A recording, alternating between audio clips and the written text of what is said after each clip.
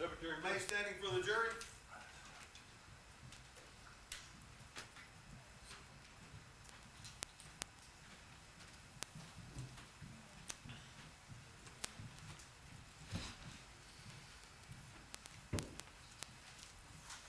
right, everybody, but the witness be seated, please. The witness, if you would face the clerk and be sworn, please. Do you solemnly swear or affirm that the testimony you give in this case will be the truth, the whole truth? I do. Have a seat, please. Good morning, folks. Thank you for being back here this morning. I hope everybody had a nice weekend. We're resuming with the defense case. This is a witness that had a scheduling problem that we allowed the defense to leave their case open for this part of the testimony. So we're going to have one defense witness and then one state witness, just so you're not too confused by that. But that's where we stand. You may proceed, Mr. Prince.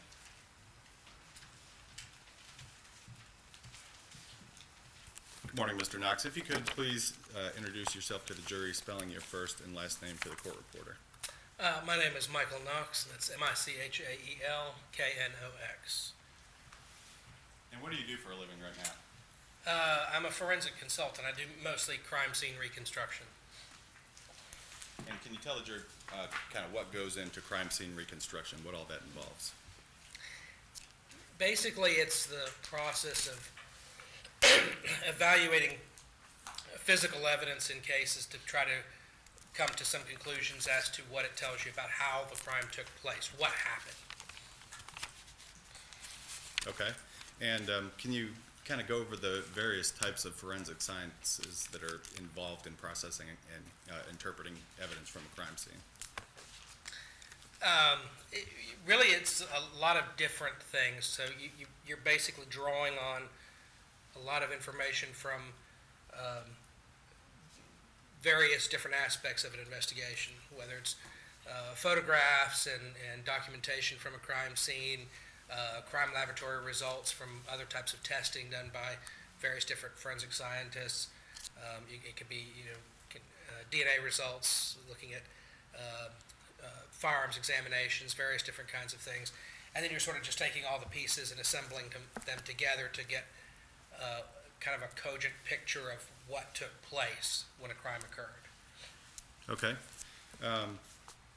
As part of your job now, wherein you interpret and testify about those different types of forensic sciences, did you have to go through any specialized education, training, or gather any specialized experience in those fields? Yeah, I did. I mean, most of it comes through the background of having been in law enforcement for a number of years, as well as education and training that I've gotten along the way. Okay. Let's kind of go through each of those and break all that down. I guess tell us first about your educational background. I have a bachelor's degree in mechanical engineering from the University of North Florida, a master's degree in forensic science from the University of Florida, and then a PhD in criminal justice from Nova Southeastern University. Okay. So it's Dr. Knox at this point, correct? I prefer Mike, but that's fine. Okay.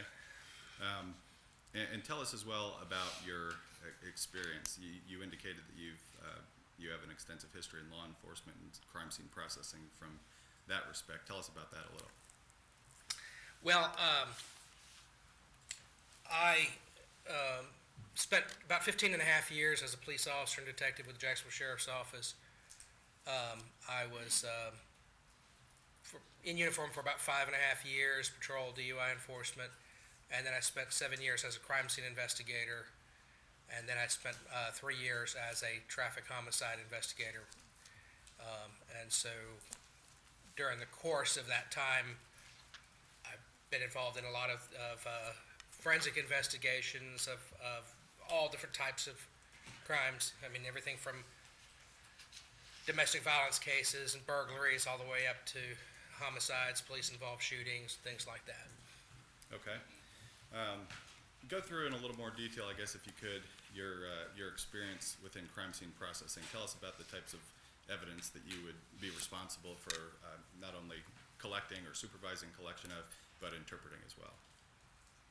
Well, as a crime scene investigator, I would have basically dealt with all the physical evidence in various different types of crimes.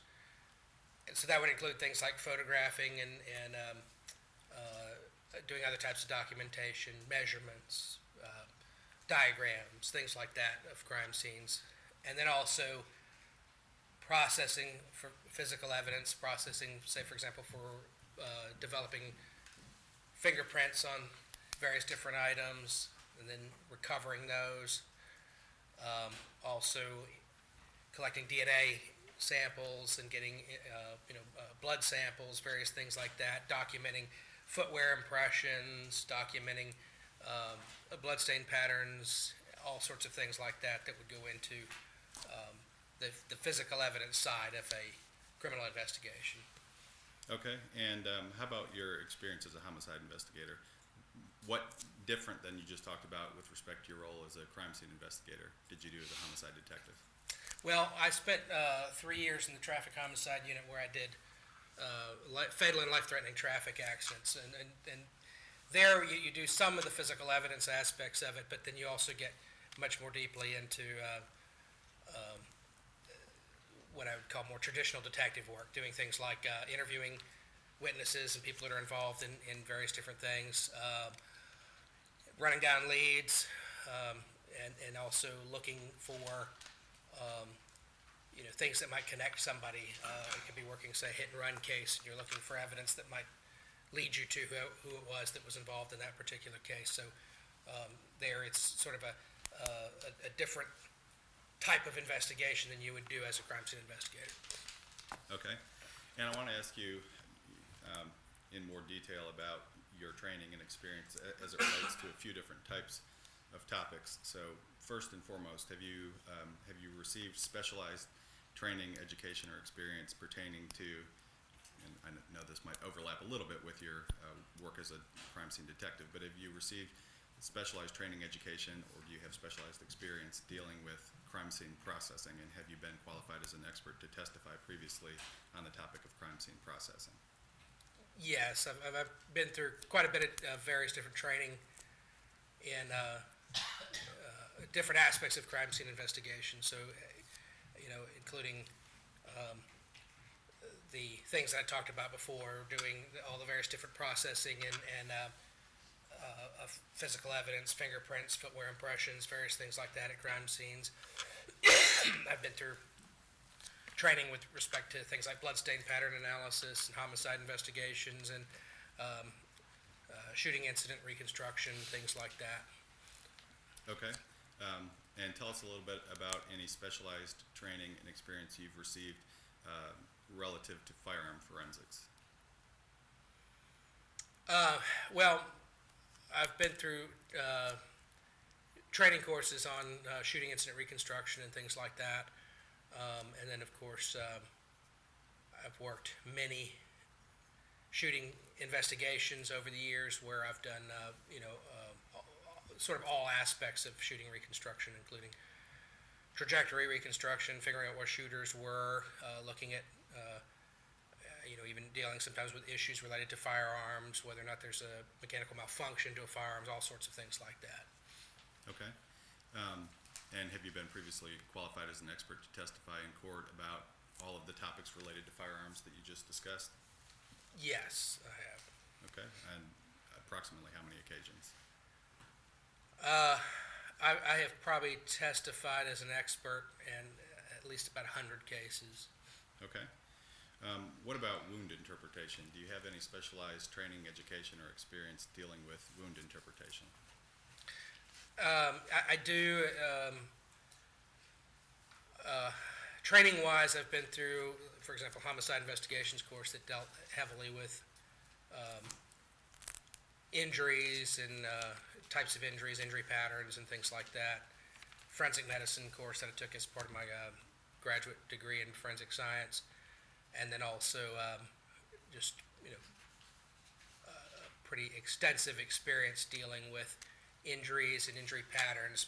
Mostly what I do as a crime scene investigator and crime scene reconstructionist is looking at injury patterns and then comparing that to what's available at a scene to have produced that type of injury, the shape of it, things like that. So, what kind of item could make a curved shape injury, or could make a straight one, or could make round one, those sorts of things. So a lot of the injury pattern work that I've done is in that, in comparing items that are at a crime scene or that or could have been at a crime scene, and then comparing that to the injury patterns that are present. And have you been previously qualified to testify as an expert on the topic of wound pattern interpretation? Yes. Okay. What about blood spatter analysis? Tell us about any specialized training, education, or experience you have as it relates to blood spatter analysis. I've actually been through several 40-hour courses on bloodstain pattern analysis. So generally, there's a series of courses. One being what's called a wet workshop, where you basically do a lot of stuff where you create various different types of bloodstain patterns, and you see how it's created and what happens with that. Then I've been through advanced bloodstain pattern analysis, where instead of you creating it or seeing it being created, you come into stuff that's already there and then have to work with it to try to determine how it got there.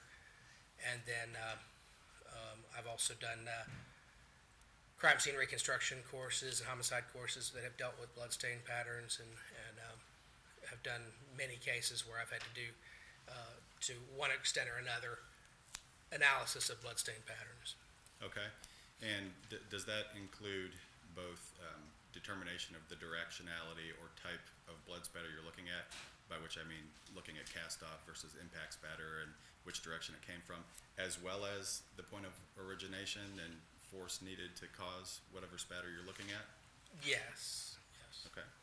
And have you previously testified as an expert in the area of blood spatter analysis? I have, yes. Approximately how many times? Probably several dozen times. I mean, it's usually a topic that comes up in most of the cases that I testify in, to one extent or another, but probably at least a couple dozen that have been heavily focused on that. Okay. Tell me a little bit about your teaching experience. Have you had an opportunity or responsibility to teach other law enforcement officers, agencies, or folks who are going through the process of obtaining degrees on the topics that we've been discussing here? Have you had a chance to Excuse me. do presentations and teach classes on those topics? I have. I actually just taught a shooting reconstruction class last week for the Institute of Police Technology and Management in Jacksonville, and I teach that class annually for them, as well as periodically in other locations. I've taught college courses. I've actually taught forensic investigations courses at Flagler College and at Kaiser University, and I've done some other training. I taught a shooting reconstruction course for under contract with the U.S. State Department for the police in the Republic of Georgia, and also I've taught in Peru and the United Arab Emirates as well. Okay. Can you tell us about any peer-reviewed journal articles or technical papers that you've published or participated in authoring? I've actually authored 5 technical papers related to crime scene reconstruction. One was related to traffic accidents, and the rest have been related to crime scene reconstruction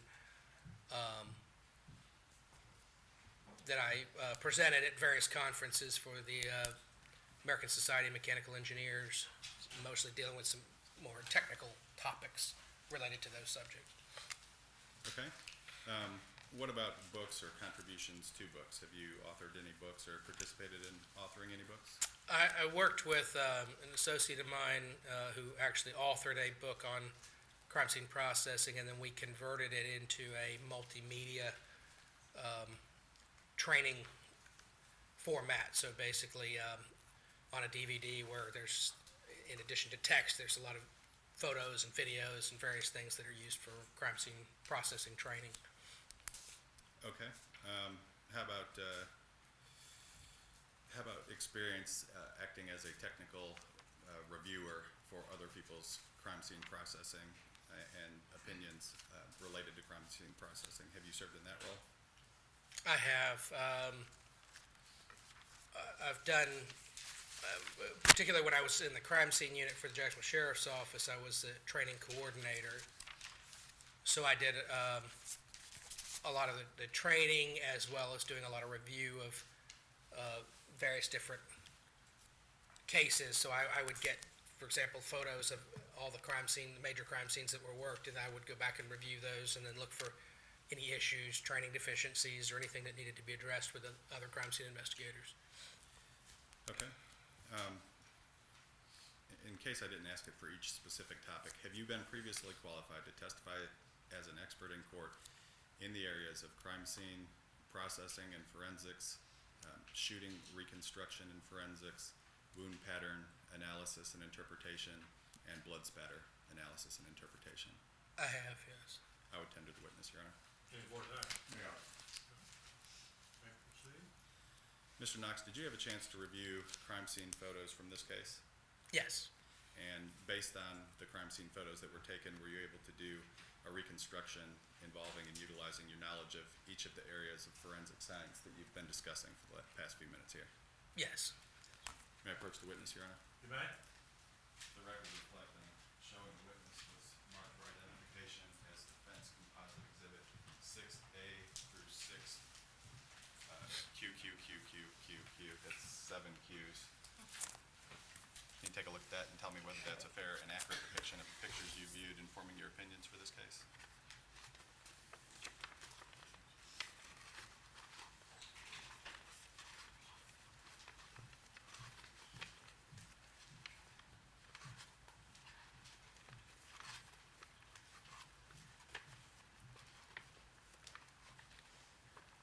Yes, this appears to be the photographs that I used. At this time, I would request to move into evidence 6A through 6QQQQQQ as that exhibit for the defense. Any objection? There are. To be admitted. I assume there's some overlap with what's Yes. in the evidence. All right. Mr. Knox, did you prepare a PowerPoint presentation utilizing those photos to kind of walk the jury through your analysis? Yes. And would referring to that aid you in explaining your analysis to the jury? It would, yes. Or I would request at this time to publish a demonstrative aid for the jury's use. Any objection? All right, you may. If I need to figure out a way to make it part of the record too. Yes, sir.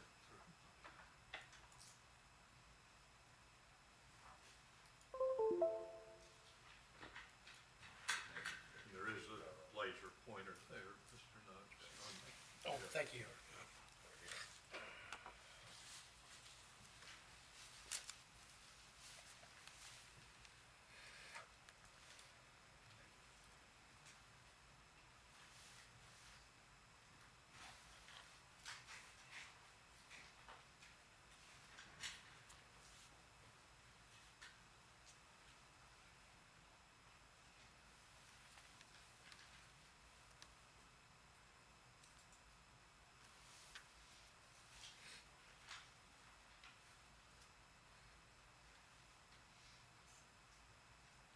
Okay. If you just, Mr. Would Knox. you like me to cut the lights? Or Yes, that'd probably be helpful. Thank you. I guess they can see it. Are the monitors working today? The other day, we didn't know the monitors weren't working for a little while, so y'all need to tell us if something's not working. All right, go ahead, Mr. Trent. Thank you, Your Honor.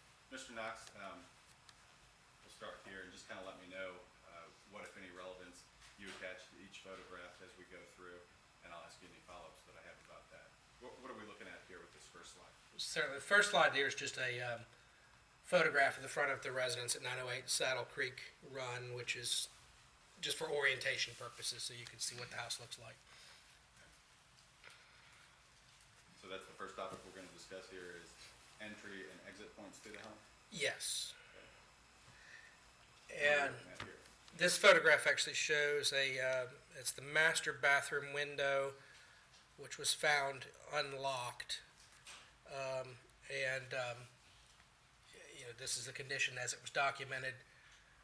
There's wasn't any processing done in terms of collecting any DNA samples or fingerprints or anything like that around that particular window.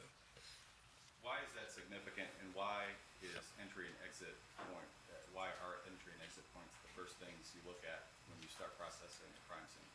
Well, entry and exit, obviously, you're looking for how does a person get into the residence, and then how did they leave the residence. So what you're primarily interested in is things that would indicate how a person could get in and out, as well as any evidence that they might have deposited in that process coming in, excuse me, as well as going back out again. So you're just looking to see, indicators as far as how they got in and out, and then what evidence they would have brought with them as they came in, and what they would have taken out as they left.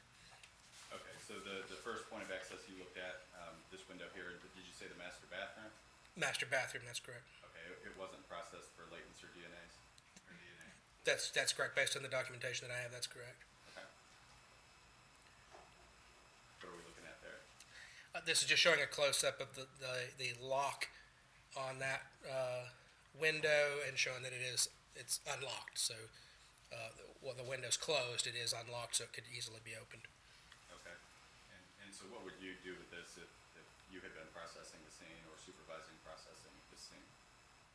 Well, primarily, the fact that it's unlocked, one is the lock mechanism itself in that area that you'd look for, primarily fingerprints or touch DNA evidence. And then secondly is if it appears that that's potentially a location where somebody may have gotten into the residence and or left, then you would want to process basically the whole surrounding area around the window, any place where somebody might have touched coming into or out of that window. What are we looking at here?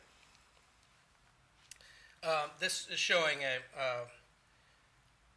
bathroom window with a torn screen, although it was determined that apparently the torn screen had occurred at a prior occasion. It was not related to this particular incident. Okay. So I guess they would have handled that properly then, taking note of it, documenting it, and then doing some additional investigation to determine whether that was relevant to the case? That's correct.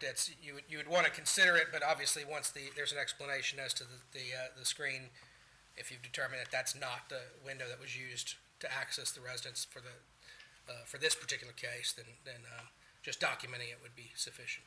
Was there any processing done when the scene was processed on the outside of this window right here?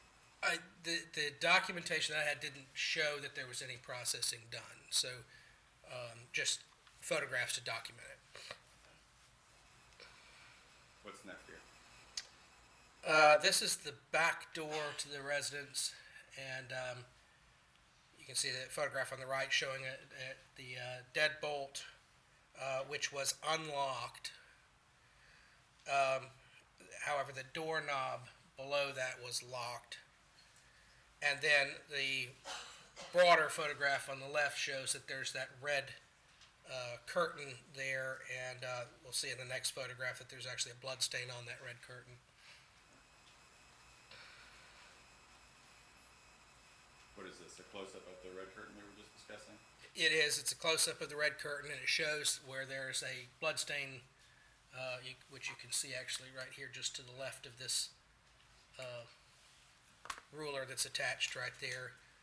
And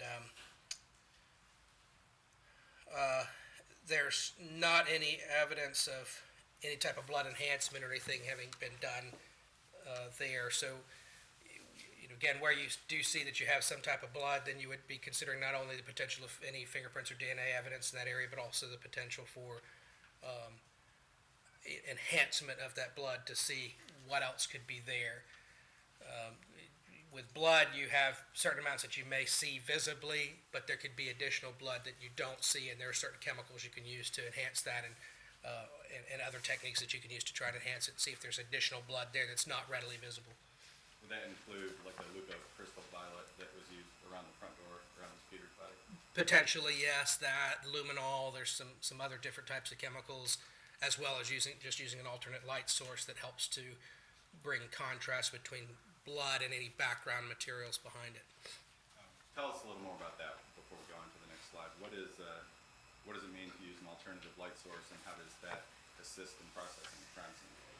Basically, what an alternate light source is it's a light unit that allows you to control the color of the light. So, depending on what type of unit we're talking about, you can be anything from specialized flashlights that have colored lenses on them, all the way up to some very expensive units that use a very bright lamp and have the ability to tune and control the color of the light output. What happens with blood in particular is that at certain wavelengths or certain colors of light, blood absorbs light and gets much darker. And so you can often get better contrast between the blood and whatever material that it's on by darkening the color of the blood so that it stands out more and you're able to see it better, photograph it better, and get a better idea of what's there, what type of pattern you're looking at, things like that. So we're moving into the master bedroom now, is that correct? That's correct, yes. What did you look at first here when reviewing the photographs of Ms. Peters' bedroom? Well, this photograph just shows kind of the general state of the bedroom, and you can see that you have a number of different items that are out of place, things that, bedding that's shifted off the bed, you have items on the floor, you have various different things that could be consistent with, some type of struggle or something taking place in the bedroom. Obviously, when you look at items that are out of place, then you have to give consideration to that people keep their houses in different conditions. Some people's houses, this would be extremely out of place. Some people's, it might be, a little bit more common. But the fact that you have items out of place here then will tie into some of the other evidence that is present in the room. What are you taking note of right there? There's an area it's circled and denoted up there of transfer stains. That's some blood stains that were present on the mattress. And then also over in that right-hand corner, you see a telephone. It's on the floor. The handset is off the cradle, and the telephone cord has been actually both cut and torn. So it's actually got a portion of it that's been cut, and then there's a portion of it that's actually been torn out of the wall. Okay. And so these are what you would look at as at least initial clues that a struggle started or took place here? Right, because the biggest things that you look at here is one, obviously, a phone cord that's cut or torn is typically unusual for most people. And then certainly the presence of blood begins to tell you that some type of violence or some event has taken place. And what we'll kind of see as we walk through this is that you have a small amount of blood present in this room, and then an increasing amount as we move away from this room and then eventually move toward the front of the house in the foyer area. Is this a close-up of the blood spatter on the bed?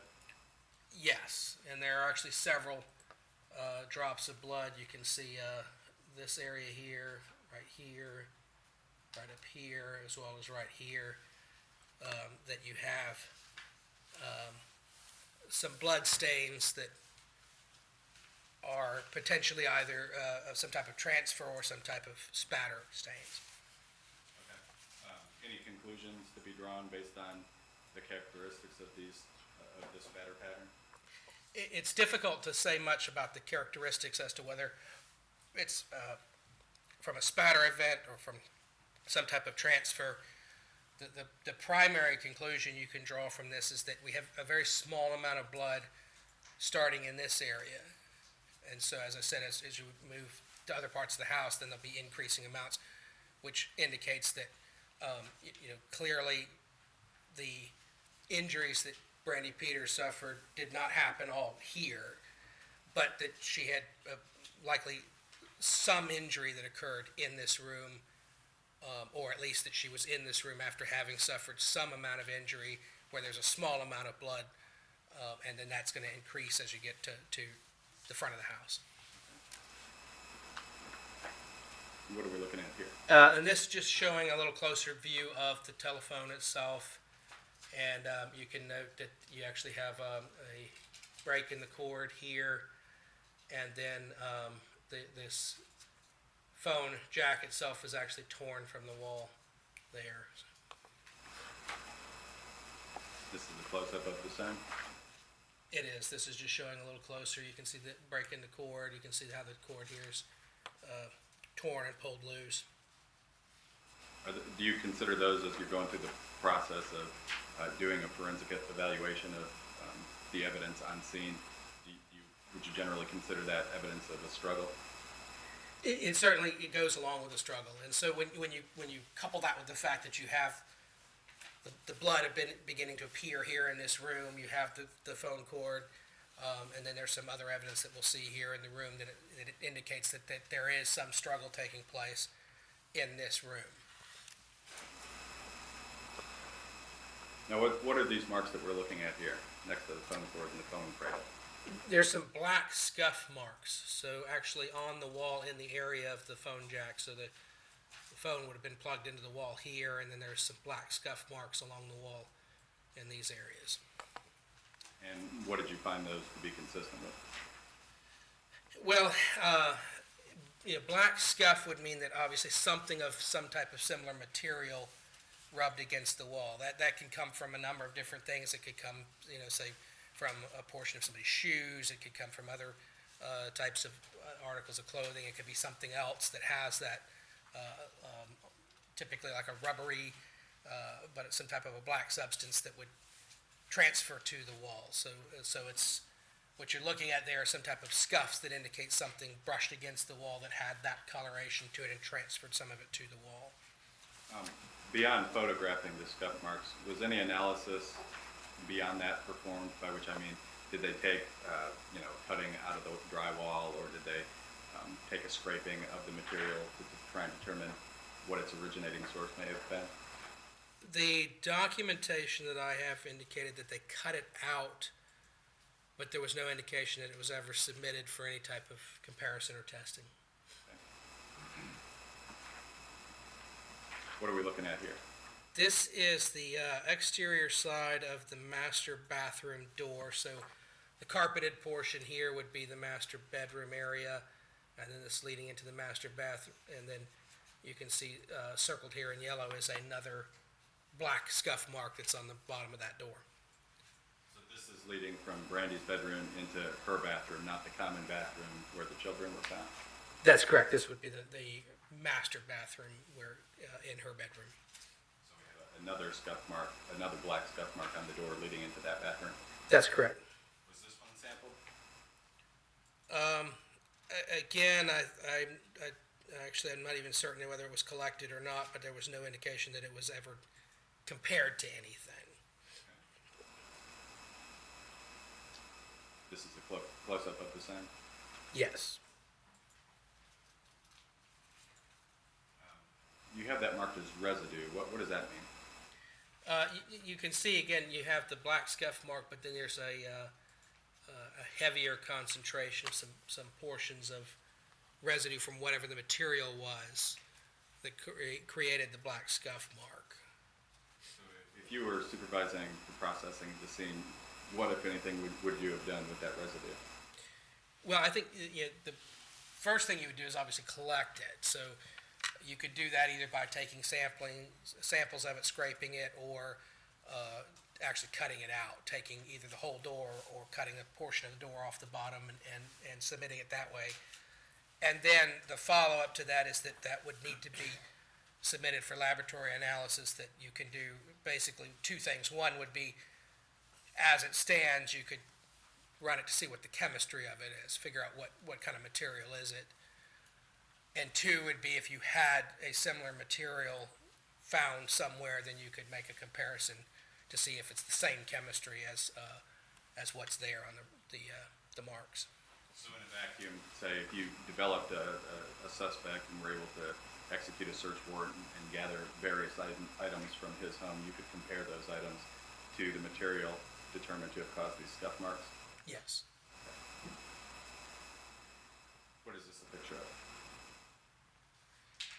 This is, again, kind of an overall view showing the bedroom, and the door here in the background is the master bathroom area. And one thing to note in the room here is that Brandy Peters' purse is on the floor right here at the foot of the bed or next to the bed. Okay. Why did you take note of that? The purse, as you can see it, I mean, it's on the floor. It appears to be turned over, which again, taken in context with the rest of what's shown in the room, is indication of likely some type of struggle taking place. It's not a normal location for a purse, and again, it is sort of overturned. It's not sitting nicely in a particular area, so that indicates that it may well have been knocked over, turned over, or thrown on the ground in some fashion during a struggle taking place here. All right. Next, you've taken note of a projectile hole in the closet door. Looks like outside the bedroom. Is that right? That's correct. So there's actually a bullet hole right here that's in a closet door there. Okay. What's this a picture of? This is showing that same bullet hole, and so what you're actually looking at here is a closet in the hallway, and then you have these two doors on either side are to the children's bedrooms. So where would Brandy Peters' bedroom be in relation to this bullet hole right here? It would be across the hall. So the open door to her bedroom would be kind of looking out across the hall with the closet door sort of being centered, and then you can partially see the bedroom doors from her, or one of the bedroom doors from her room. So this is a different angle of the same shot we were looking at a second ago? That's correct. All right, what are we looking at here? This is showing a trajectory rod that was placed through the hole and into the door, and then inside you can see a placard where the bullet was recovered from inside. Why are trajectory rods used, and why is trajectory calculated when you're processing a crime scene if the evidence is available to do so? Well, what the trajectories allow you to do is, so for example, here you have a bullet that has passed through a door, is you can determine the angle that it was traveling when it struck the door, and through using a trajectory rod and some other techniques, you can bring that back to figure out where a shooter could have been and where they could not have been. So what you're looking at in particular is where does it come back to? For example, does that come back to the interior of Brandy Peters' bedroom, or would her bedroom be excluded? Would it have to have occurred outside of the bedroom? Also, you can look at things like if it does go into her bedroom, does the height of it, so you have an angle to this particular shot. At some point, as you move it back further and further, it's going to get higher and higher off the ground, and at some point that would get to a point where it's too high for somebody to have fired it. So you can use that to hopefully narrow down the area where the person was when they fired the shot. I suppose it's implicit in your testimony, but what you're saying basically is that this bullet had a downward trajectory, and so as you get farther away from it, it's going to go higher and higher up. That's correct. As you back away from this closet door, then it's going to be higher and higher off the ground. So at some point, it would get too high for anybody to have fired the shot, or certainly if you had some information about who fired the shot. And so what you would want to do with it is figure out where could that person have been. But again, just sort of using that to locate and help figure out where somebody was when they fired the shot. Based on the trajectory of that particular projectile, were you able to determine generally where the shot would have been fired from? It's a little bit difficult with this documentation, primarily because what was done here is trajectory rod was placed in the door, some photographs were taken of it, but there's additional information that I would normally use. If I worked the scene, I would actually get angles and do certain distance measurements and calculations and things like that, and I could work it back and figure out where it could be. The other issue here too is that, like in this particular photograph, you can see that the closet door is partially open as the trajectory rod is photographed, but the prior photograph that we saw, the closet door was almost completely closed. So there's some question there as to what position was the door in at the time of the shot. Was it open, closed, fully closed, partially closed? And those things would be something that if you could determine that, then you can get very accurate. If you can't determine it, then obviously if the door was in different positions, that would affect the location of where the shooter would have to be.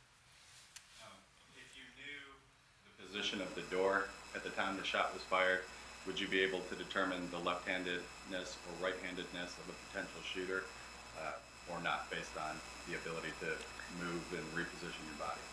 Not really. There are very few things in crime scene work where you can really get a handle on what hand a person used, simply because, for example, with a gun, I could be holding a gun with this hand. I could put this hand up and hold it with the same hand. The gun itself hasn't changed position. It's still in the same location, and so the trajectory doesn't change. So you really can't determine which way a person held the gun, whether they used two hands, one hand, right, left, any of those sorts of things. What you can tell would just be information about where it could have originated from, and where it traveled before getting to the closet. What's this next photo of? This is just showing that placard number 17 here in the middle of the closet is where the bullet itself was recovered.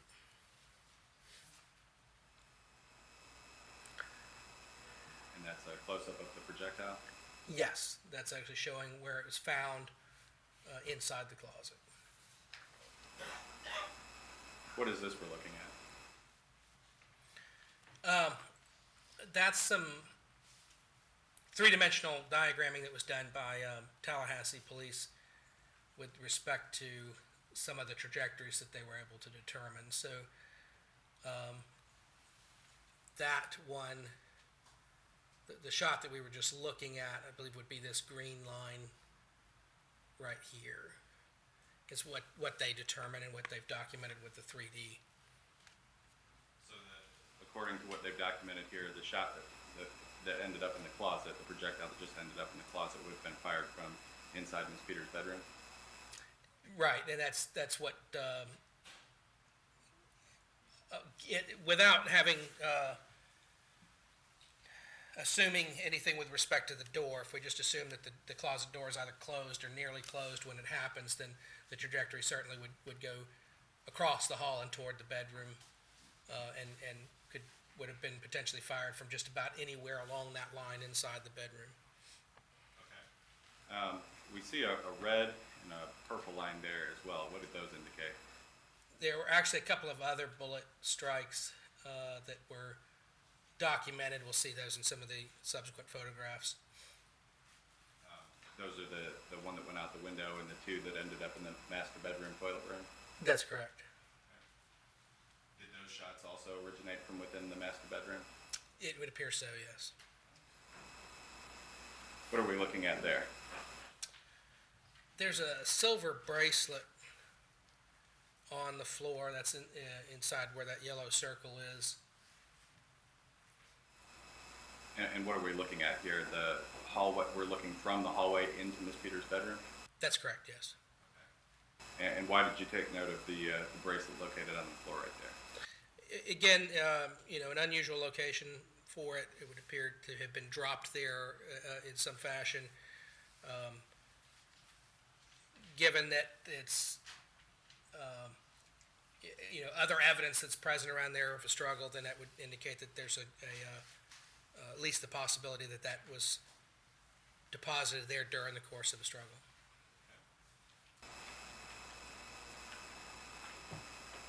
What is this one here? This is a close-up view of that bracelet. If you were directing or supervising the processing of this crime scene, what would you have liked to see done with this bracelet? Well, obviously documenting it, but then collecting it and processing it for primarily for DNA evidence to see if you can determine who the wearer may have been or anybody who may have touched it. And of course, another thing that you'd want to do with it is identify whose it is, if you can identify it as belonging to either Brandy Peters or potentially somebody else, because when you find something like that, the obvious source would be that it was Brandy Peters, but you don't know that. If you don't confirm it, you wouldn't know for certain that in fact that's hers and it's not deposited there by somebody else. So that would be the main thing is once you collect it, then to consider DNA examination of it as well as identifying who it belongs to. Was the bracelet itself or a swab of the bracelet sent off for DNA analysis in this case? Not based on any of the documentation that I have. It indicates that there was nothing done in terms of DNA examination on that bracelet. What are we looking at here? That is showing another bullet impact. There's actually a trajectory rod right there in the circle, and that's a bullet that passed through the window from inside the room to the outside. I guess since the trajectory rod seems to be pointing down into the bedroom, that would indicate a slightly upward trajectory for the bullet.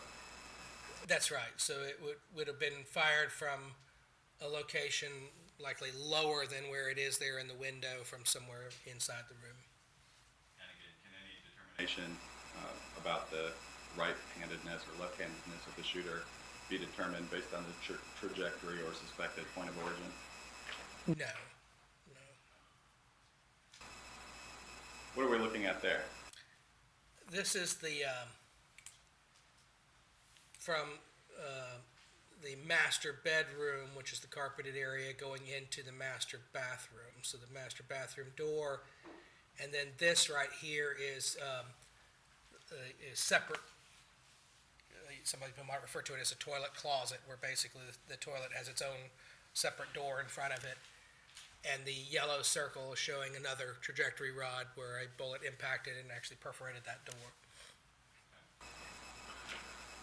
Based on the trajectory and suspected point of origin of that shot, can any determination be made about the right-handedness or left-handedness of the shooter? No. Is this a close-up of the same? It is. How about this one? This is a bullet impact on the metal frame of the glass shower doors. So you have the kind of the shower door over here, and then you have another glass panel on this side, and then right here is where there's a bullet impact onto that metal frame.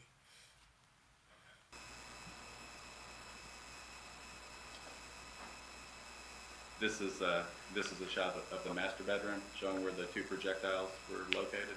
The master bathroom, yes, that's right. There's a bullet that was found over here and a bullet that was found inside there. That one on the left is the toilet closet you were just discussing. Yes.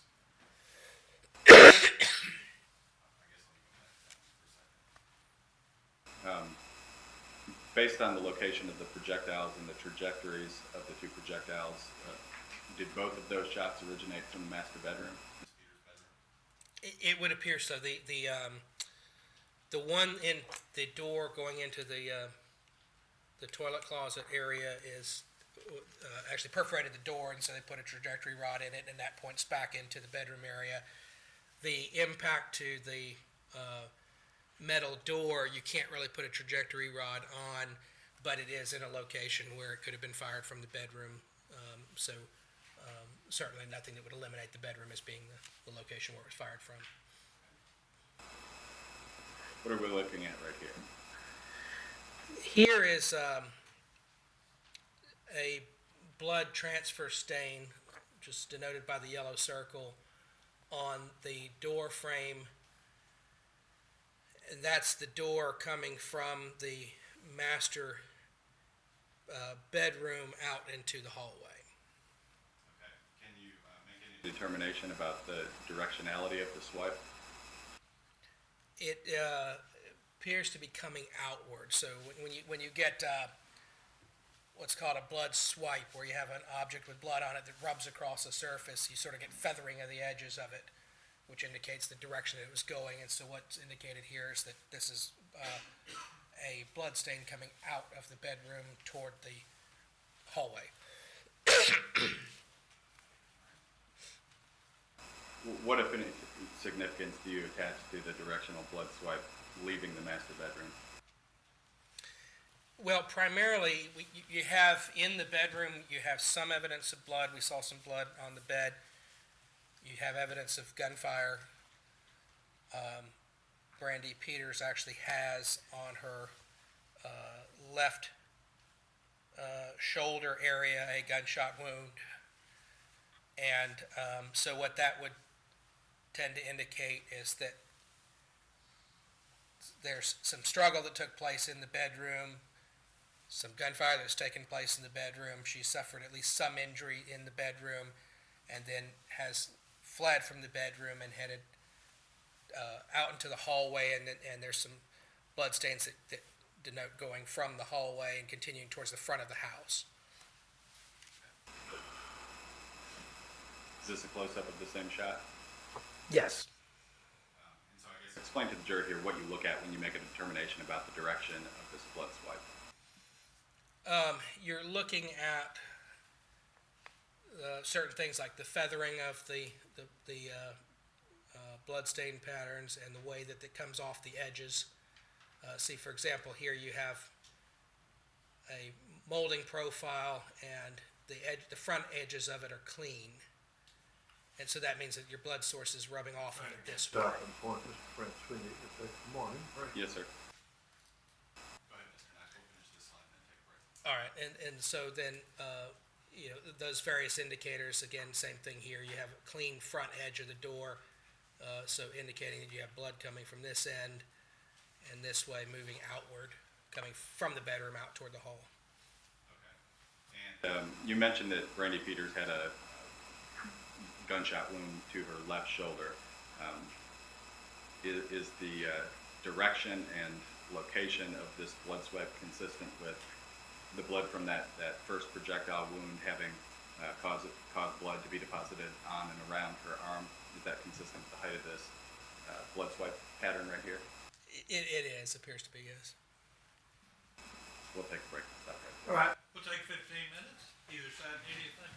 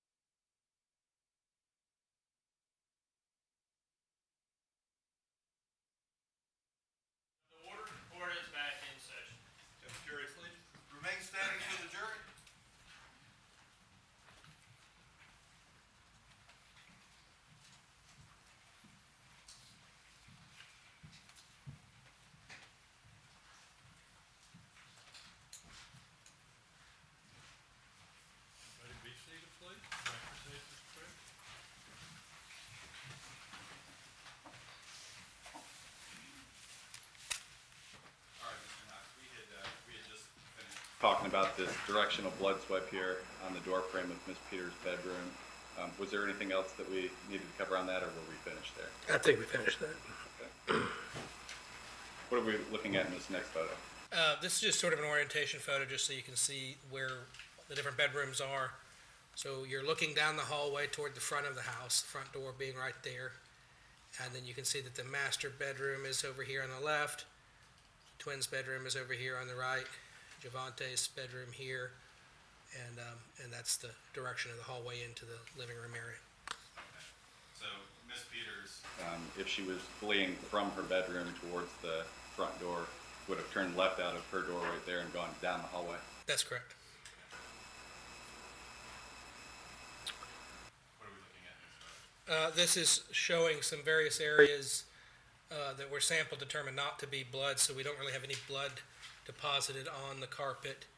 In this area, there's some blood that gets deposited further along down the hallway almost into the living room area. What, if anything, does the low volume of blood deposit just outside the master bedroom and going down the hallway indicate to you, if anything? Primarily that the majority of her injuries had not yet been inflicted. So you have the blood that appears to likely be from the left shoulder that's deposited on the doorway, a few other drops of blood in the bedroom, and that's about it. There's really not any other strong evidence of blood.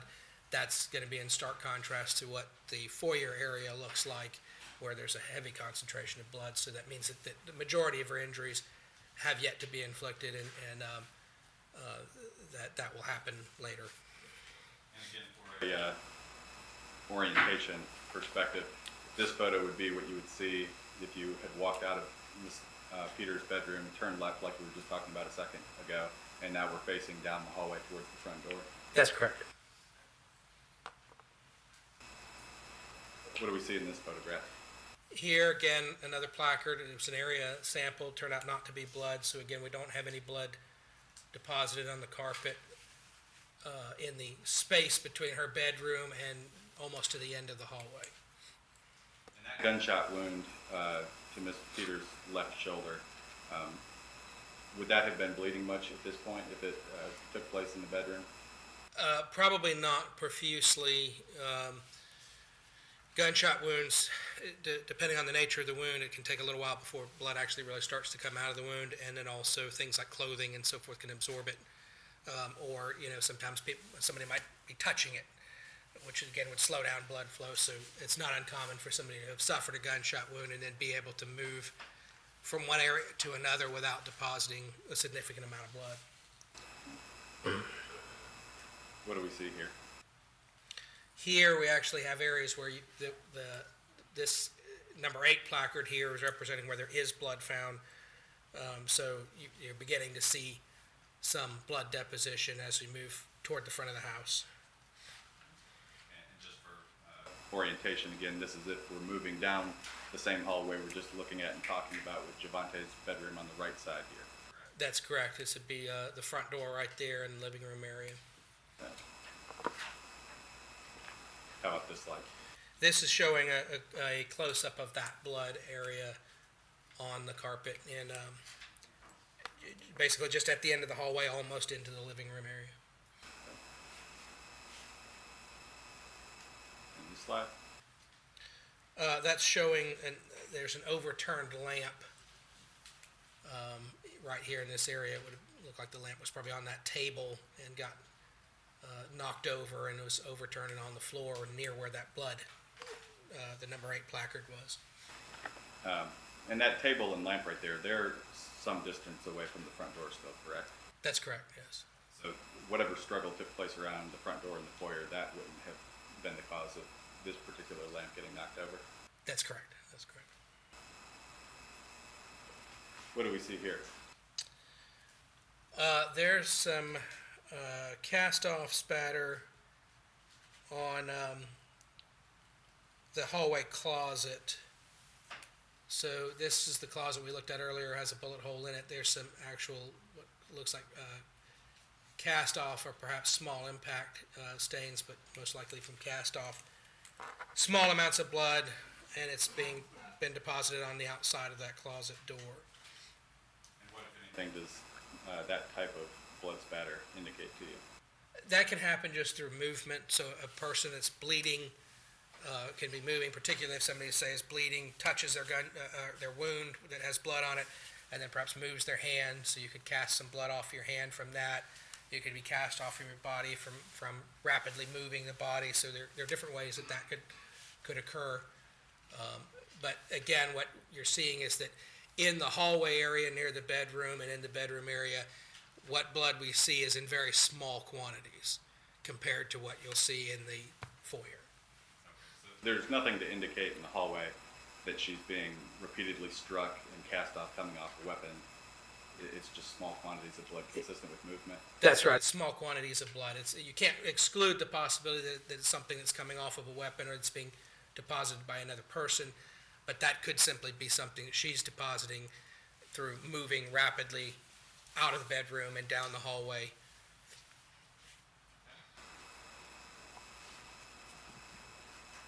What type of blood spatter are we seeing in this photo? Here you have some small amounts of blood that could be from impact stains or even dripped blood. Again, not much of a pattern to it, but there's very small quantities there. So again, it indicates that there's some bleeding going on here, but this is not consistent with the bulk of what happens in terms of the injuries and blood deposition later. Okay, so again, blood spatter in the hallway consistent with movement. That's correct. There could be some event going on here between her and another person, or this could be just blood that's being deposited from her moving rapidly and coming out of the bedroom and then heading down the hallway. What, if anything, is significant about this next slide, this next photo we're looking at? This is by the bedroom door for Javante's bedroom. And again, we've got a little bit more blood, small quantities. So you have a drop here, and it looks like possibly some other small ones, but mainly this larger drop here. That can be from just a dripping blood. It could be an impact stain of some type, but it's obviously being deposited again in small quantities. Which door is this we're looking at? That is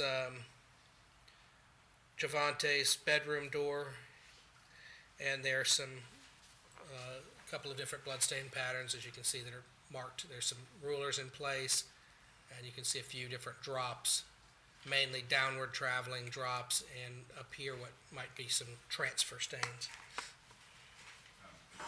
What, if anything, do the combination of the downward moving droplets as well as the blood transfer marks indicate to you? Same as the rest of the blood in the hallway and stuff. Again, just that you have very small quantities. So if there's any type of violent event taking place, this is not the heavy kind of blunt force that happens later on. That there's this blood could be simply her own movements. It could be possibly from some interaction with another person, but it's very small quantities, meaning she doesn't have a lot of injury and a lot of blood that has come to the surface. Is there enough blood with that transfer stain right there for you to be able to determine directionality? Potentially so, but it's a pretty small quantity for determining direction. Any indication based on what's there is the direction of the swipe, or can that? It appears to be that it's moving leftward in the photograph, and then of course you have these drops also that have sort of angles like this, so right to left and downward on the exterior of the door, which again would be consistent with some type of movement. So if you're say dripping or cast blood off as you're moving in that direction, or moving a hand or an object in that direction, then that's what you would expect to see would be that right to left and downward movement of those drops. And that left facing movement, that would be in relation to this door, that would be moving down the hallway towards the foyer and the front door. Yes. this a close-up the same? It is. that we were just It discussing? is, yes. And this is that transfer mark off Javante's bedroom door? That's correct. What's this next photo we're looking at? This is just showing another area with some dripped blood toward the bottom of the door on Javante's bedroom. That's a close-up of the same? That's true. That is, yes. Is this still Javante's room, or is this a different part? This is also Javante's bedroom, so this would be the door frame. The door that we just saw would open this way, and this would be the side of the door frame closest to the front door. And again, we have some small amounts of blood right there around that door frame. All right. What have you taken note of in this next photo? There's another blood stain on the wall, which would be just past Javante's bedroom. So again, that's his bedroom door. That's the front door. This is the living room area.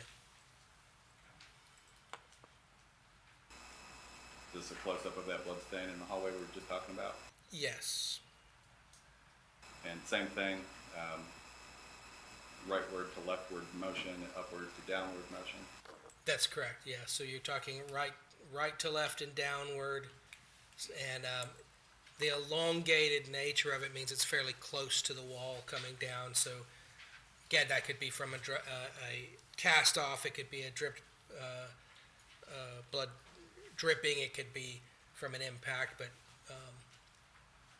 very small quantities still. So all through the hallway, we're looking at just small amounts of blood. Is this the same or a different blood stain? This is a different one. This is a little bit closer to the, again, you can see that table, you see the lamp on the ground, and then if you continued off to the left side of the photograph, you'd be in the living room area. So this is basically right near the end of the hallway, and there's some blood on the wall there. Any conclusions drawn from that, or same as we've been discussing to this point? Pretty much the same as what we've been discussing. Again, movements indicating going toward the front of the house, and it's small quantities, so not a lot of injury yet, not a lot of bloodletting yet. Is the close-up the same? Yes. And I see you've got a couple of arrows there indicating direction. That's same as you've discussed, movement down the hallway towards the front door. That's correct. Is this another blood stain noted on the left side of the wall? That is correct. Yes. That's a close-up of that one? That is, and the direction of that also is toward the front door. So left to right in this photograph would be toward the front door. Front door would be off to the right.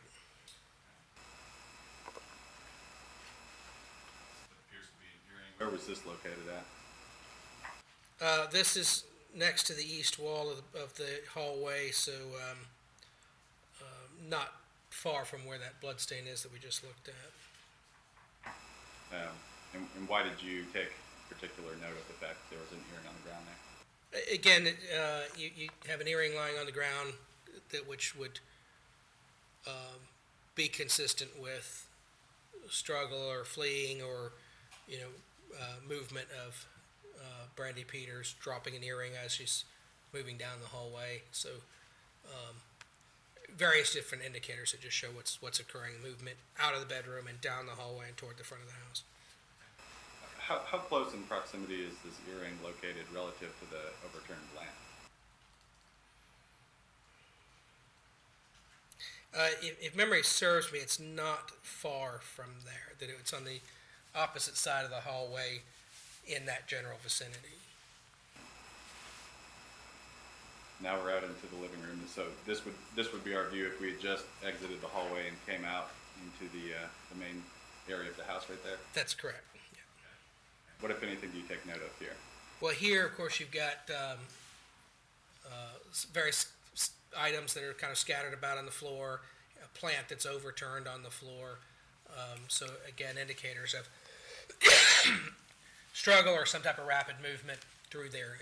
It could be somebody actually physically struggling through there, or it could be simply somebody's moving rapidly and having to balance themselves or touch things along the way and knocking things over.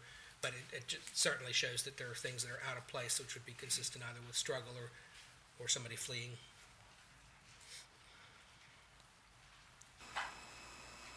Appears to be a picture of the exterior of the house. What, if any, significance were you attributing to this photograph?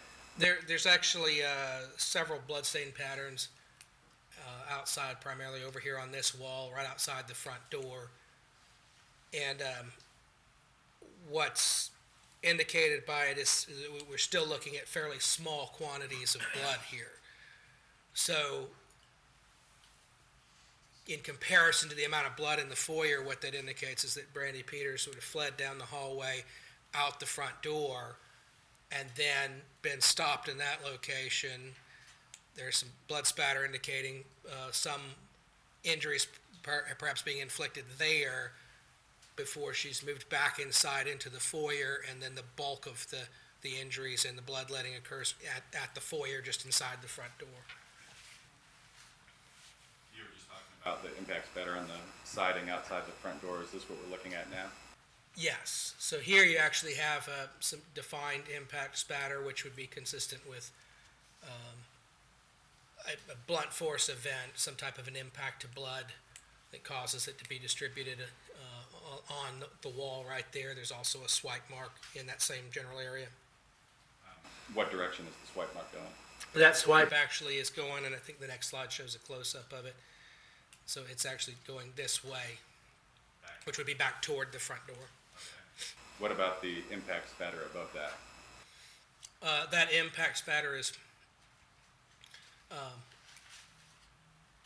showing, it looks like several different directions of impact, which would indicate more than one impact. But what you have is various different, like this one here, laterally right to left. So you have one that's sort of going in this particular direction. You have one that's going in this direction. Okay, and you have one that's downward this way. And so, again, because you have several different directions that are opposing one another, it would mean that there's likely more than one impact that occurs here in the vicinity of that wall.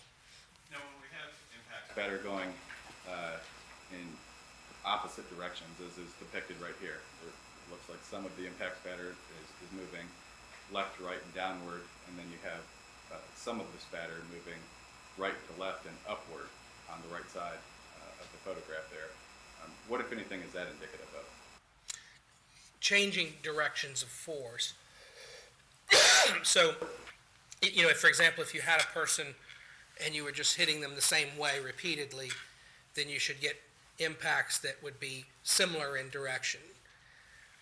When you see ones that have, here we have directions that are completely contrary to one another, then it generally is indicating that you have changing directions of force. Most commonly, that's because you actually have some type of struggle going on, but it can be just somebody hits a person one way with a weapon and then swings it back another way, things like that. Can multi-directional impact spatter also be indicative of being struck at the same time from two different positions? That is to say, two different people striking you from different positions? Yes, that could cause it. I see here you've noted the lines of convergence. What does that mean? That's where crime scene investigators had, if you take individual bloodstains that are part of a pattern and you draw lines through them, what you're seeking to do is bring them back to where those lines all converge, because that, and then we can do some angle calculations and figure out what's called an area of origin, excuse me, which is sort of an area of where the blood spatter originated from. So if it's, say, an impact to a person, then that's generally the area where the wound is, where the blood is. That's the area that's being impacted, and that's where the blood originated from. Okay. And the lines of convergence, as it relates to this impact spatter here, enable you to make any kind of determination about what the point of origin was? Those lines of convergence are actually kind of coming up and separating, which means the convergence area would be down in here. And if you look at the references, that sort of doorknob height, So that means that that blood would have originated from somewhere around in that height, out away from the wall some distance. To know the distance, you'd have to do angle calculations, and there's some other things that weren't really done with this. But just in general, in terms of the height of where it would be, it's not up here. That event would have been down in here where these lines would come together and converge. Looking at this photo. This is just showing the, again, where we are in reference to the front door. So there's a picture of the front door, and that impact spatter is over here to the right of the front door.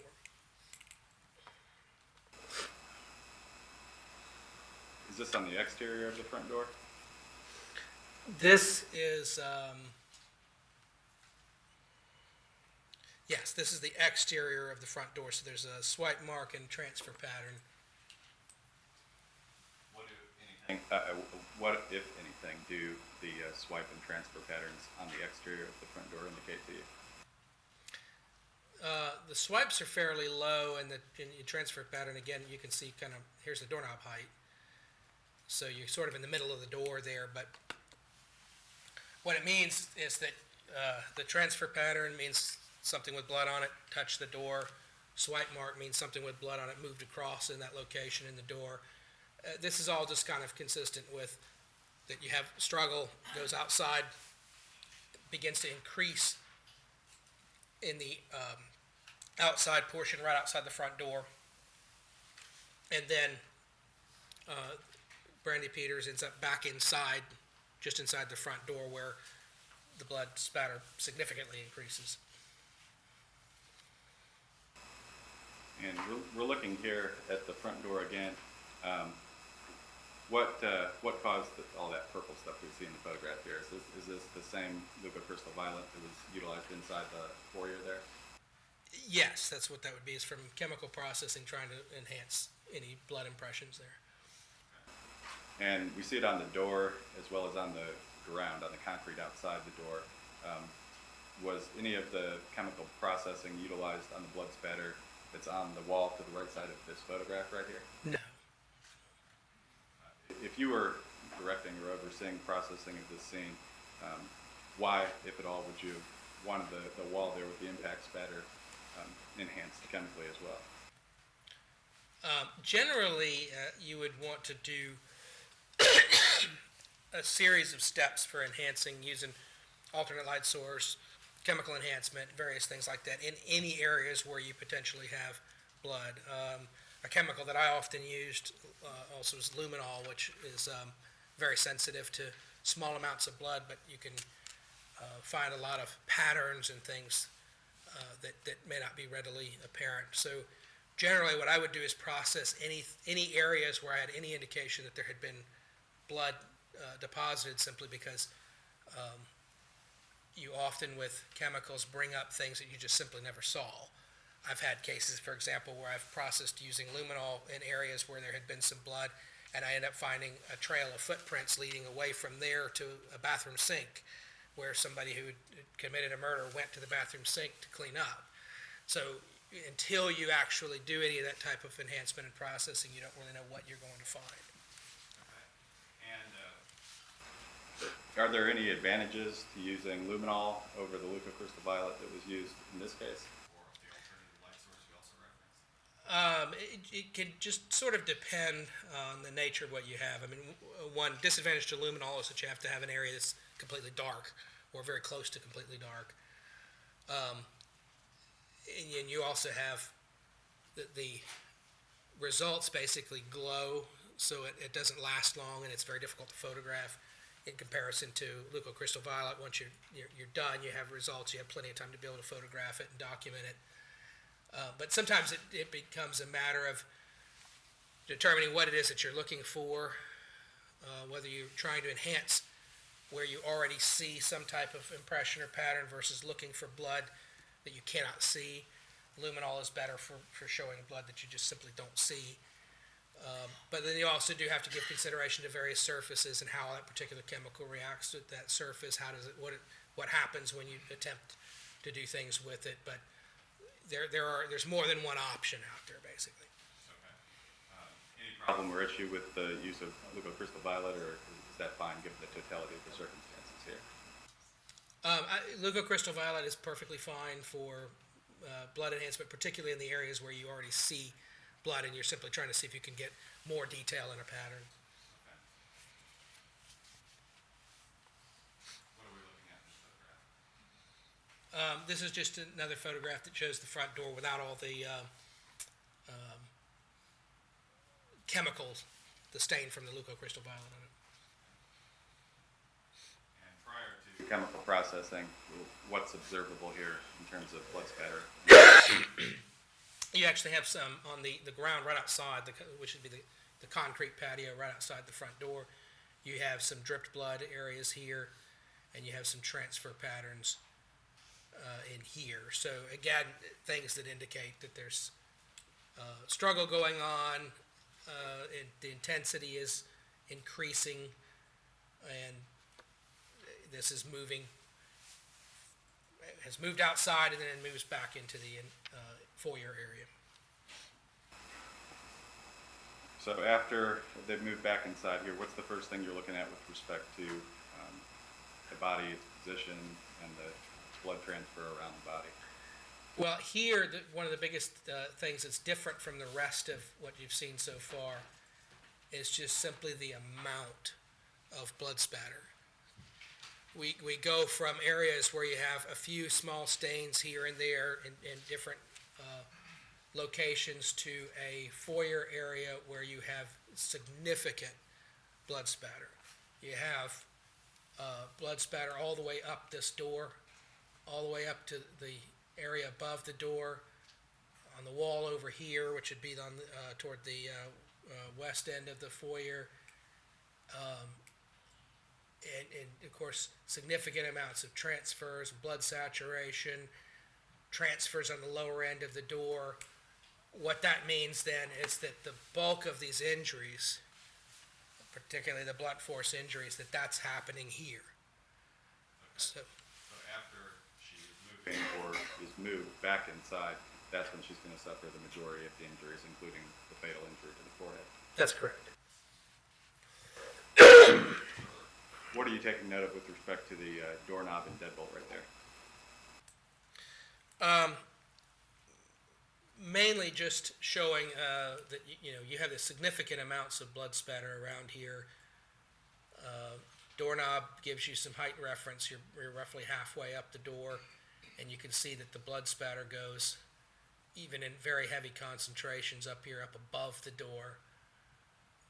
And if we come over to the wall to the right, we're still at the height, up at the top edge or above the door. And basically we've got really heavy blood spatter concentration going all the way up inside this foyer. Are you able to tell the directionality of that? There's really multiple different directions, because you can see just right in here you have some areas where you have blood that's coming upward like this. You have areas up here where you have blood that's coming, some of it almost straight into the wall, some of it coming downward here. So there's a variety of different directions. And this blood here, because of all the different directions and the different areas of concentration of the stains, you're looking at multiple blunt force impacts and cast off that's associated with that. Cast off being that you're swinging an object or weapon and blood is being cast from it and striking the wall. This is just for orientation, this next slide? Again, this is just another photograph where you can see that the various different amounts of blood. Obviously, her body's not here, so you can see that the concentration of transfer blood here. So this means that there's a lot of movement that took place by somebody that's close to the ground, and the broken window and the tearing of the curtain and those things. Okay. Now the window there was broken by law enforcement, is that correct? Yes. Okay. So you're talking about the different types of spatter we have on both walls there, as well as multiple transfer patterns on the door and the floor. In terms of your experience evaluating crime scenes, What does the variety and quantity of blood spatter and blood transfer in the foyer here indicate to you relative to the intensity of the stroke that took place? Here you're in the very intense blunt force impact. When you're getting blood spatter of this nature with that much volume distributed over that much of an area, these are very forceful impacts to do that. We do in training where you'll actually create impacts like this, and it takes a lot of effort. We'll do things like saturate it. You take a sponge and saturate it with blood, and then strike it. Put it on on a 4x4 and strike it, and do things like that. And to try to get that much blood spatter, it's very forceful. So this means you're looking at forceful impacts, and then also the height of the blood, how much you have it distributed all the way up, all the way above the door, high up in the room, is indicative of a long weapon, something with some length to it, not just simply a short, heavy object, but something with some length to it. What does it indicate when you have a downward motion indication for a particular sample of blood spatter? For example, you had indicated some of the ones above the door there present in large volume. We're moving downward. What does that mean? Well, downward, for example, here when you have some of this blood where you actually have some downward drops, that can be from, and is most likely from here, from cast off as an object is being swung downward. So if you've got a fairly long object, you're swinging it overhead, you're casting blood off of it, and that blood is coming in, hitting this wall, or being cast and coming downward as the object is swung. And of course, if you consider that you have a lot of transfers with multiple different directions here, then what you likely have is Brandy Peters low down toward the floor being beaten by somebody who's swinging or wielding a weapon coming down on her, striking downward and swinging it downward. Some of this blood spatter that you're seeing here is from the impacts, and you're getting upward directions of drops because the impact is occurring lower and the blood is then being distributed up the door from the actual impact. But most of what you're seeing that's up high, that's not coming from the impact itself, that's coming from cast off as a weapon is swung down toward her. That cast off you were talking about right there and then closer to the top of the door is being caused by someone swinging downward. That would require them to be some distance back, swinging towards the door. Is that correct? That's right. Okay. Now there was also blood spatter discovered behind that curtain. Is that correct? On the door itself? That white curtain near the top of the door? Yes. Okay. Now, a person swinging forward and facing the door wouldn't be able to deposit the blood spatter behind the curtain, correct? That would require somebody to be on the other side of Ms. Peters' body, closer to the door? Right. To get the stuff behind the curtain, what you'd have to do is either have impact spatters that are coming upward behind it from underneath, or cast off spatters that are coming down behind it from up above it. Okay. What are we looking at in this next photograph? This is showing the east wall of the foyer, and again, you have significant amounts of blood spatter up high, going all the way up the wall that's depicted in the photograph, and similarly, some different directions, so a lot of downward stuff here, and that's again consistent with the cast-off spatter of a weapon that's being wielded and is being wielded in different directions.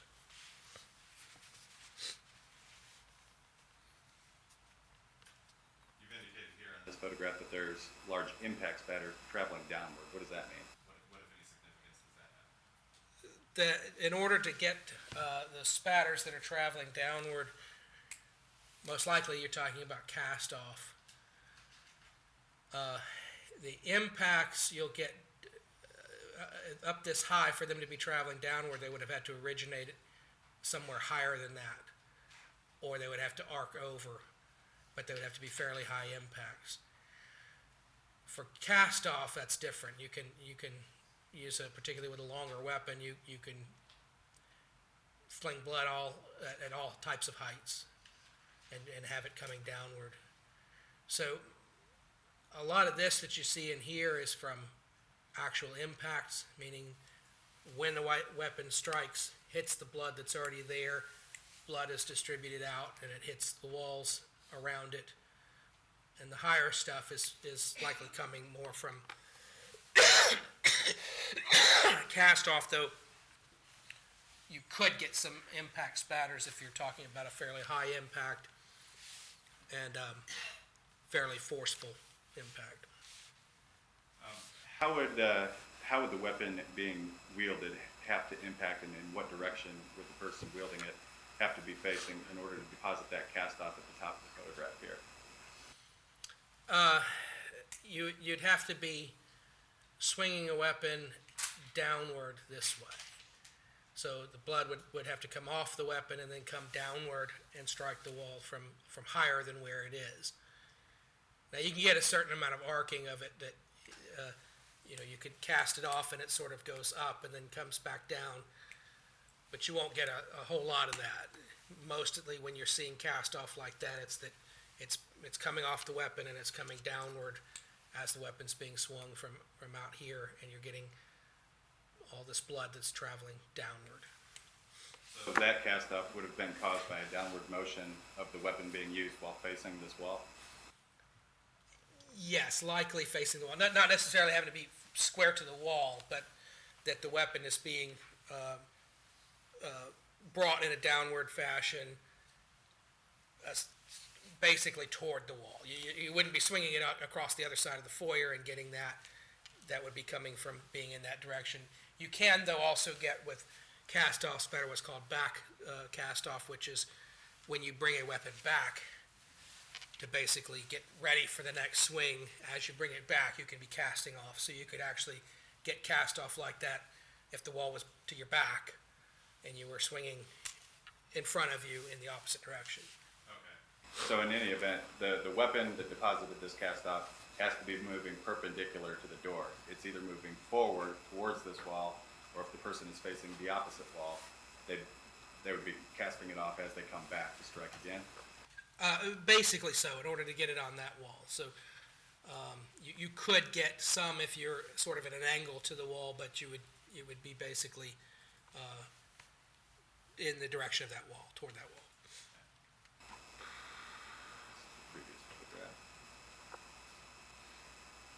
All right, we're back looking at the front door here. What were you wanting to emphasize regarding the front door photo again? Well, here again, you have showing that you have all this transfer blood. There's a lot of movement in blood here, low, and of course you'll see there's some over here on this wall as well, various different transfers. So what that indicates is that this isn't static. She's not in one position being beaten repeatedly and causing all this different blood. That she's moving about. That's why we have a lot of blood here where there's transfers, yet you saw in the final rest point for her was basically out here in the foyer away from that area. But the fact that you have transfers over here on this wall, you have all these transfers here, that this is a fairly dynamic thing that's going on. So for a good while, she's struggling, and there's a lot of movement going on of somebody, whether it's her or an attacker or whom, but somebody moving about and causing these various different areas of blood transfers. So it's not as if she's just knocked unconscious as soon as she gets back inside the door. She's mobile and moving from position to position, up and down for some period of time. There's a lot of movement that's taking place, that's correct. So, because sometimes you'll see beating cases where everything's just concentrated in one area, and that's indicative of a person, as you mentioned, is just basically rendered unconscious. They're not fighting or resisting in any way, and the person that's attacking them is just repeatedly striking them in a similar manner. That is not what you have here. You have very much the opposite of that you have blood in all different directions, transfers in all different types of directions, so that means that there's a lot of dynamic movement going on here. And that can be attributed to her, but it could also be attributed to other people moving about as they're attacking her. You've indicated here that the blood is radiating upward near the top of the door. What does that mean? As opposed to the other cast off you talked about where it was moving downward. You actually have some, in addition to these downward drops and stuff in here, you have a number of drops that are fairly close to straight in, up there at the top of the door. So again, it's indicative of the fact that there's some type of a longer weapon being used. You'll get with short weapon hammers, hard objects that are short and things like that, you'll often have high volumes like this, but it'll demarcate, at a certain particular point up the wall. Usually right around the height of wherever the wound is. So if a person's being beaten in the head and they may be in a seated position, then where their head would be in a seated position, the blood is right around that area and below. When you see blood like this, where it's going all the way up the walls, you even have some stuff on the ceiling and things like that, that's indicative of a longer weapon being used, because you're actually having to project the blood in those areas and be able to get it up high enough to put it above the top of the door and basically all the way up inside that foyer. Would a 32 caliber revolver, is that of the length that you're discussing for what could have caused that cast off above the door, or would the object causing that cast off have been longer than that? It would be something longer than that. Exactly what, it could be baseball bat length, it could be crowbar length, it could be something like that, but you're talking about something that's got to have at least some length to it. Because when you're swinging an object, the amount of blood and where the blood goes is a combination of how much force you're applying, but also how long the particular weapon is. If you can imagine, if I took a ball and I throw it in my hand like this, I can't throw it nearly as far as if I put it on the end of a stick and then throw it, because it's in engineering terms, it's what we call a moment arm. You're able to increase the amount of force. Same thing like with a wrench. If you put a longer wrench on a bolt that's hard to turn, then it gets easier to turn. You're able to apply a greater moment of force, and that's what happens here. You're able to apply a greater moment of force, and you're able to reach higher, and so you can fling blood all over a room, including ceiling and above the doors and things like that you can't do with a really short object. Here we're looking at the blood transfer patterns at the bottom of the door. Anything of significance you note here? Mainly just another view of it, showing that you can see, there are a number of different directions, and if you look at all this feathering in there, that tells you things about the direction of it, and you've got a lot of movement in various different directions. So again, very dynamic right here, that this is whatever's moving around in here, and of course, given the height, that's consistent with Brandy Peters' head. If she's down on the ground while struggling, but whatever it is that's moving in there is moving around quite a bit. So even if she's on the floor at this point with her head towards the door, she's not yet unconscious, she's still moving at that point. That's what it would indicate, is that she's still moving at this point, because there's a lot of movement in this blood, and that would be consistent with the level of her head if she's down on the ground. But this is not where she comes to rest, and there's obviously a lot of movement in different directions. So that would be consistent with her still struggling at that point, or some other movement going on. But typically when you see that, it's because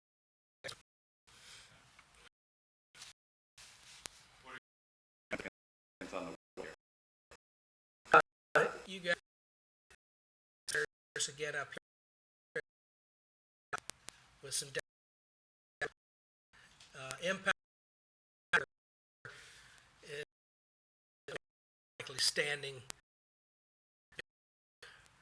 So impacts here, the other, as well as the blood that back inside. Continues. She's probably being, and then suffering and then there's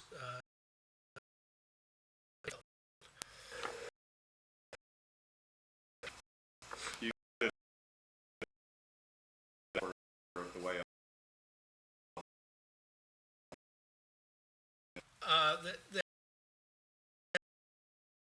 there could very well be a hand be consistent down in here.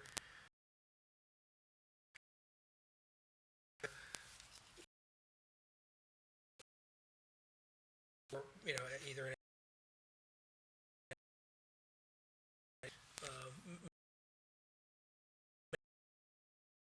this is a close-up of the center. Possible. it's coming downward. What appears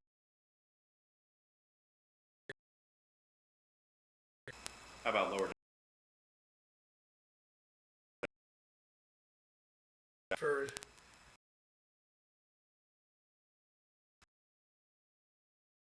various different directions.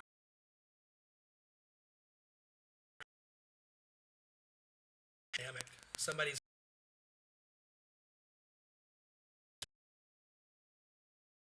wall moving around.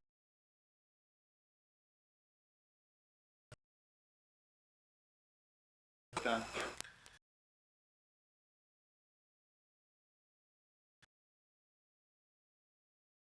Several hundred.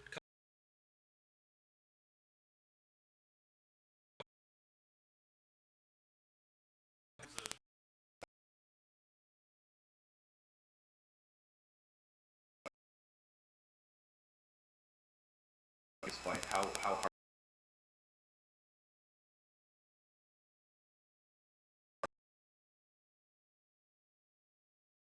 I've worked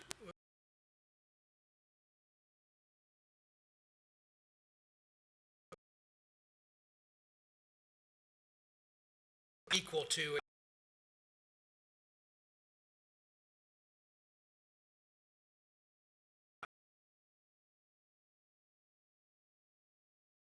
incapacitation.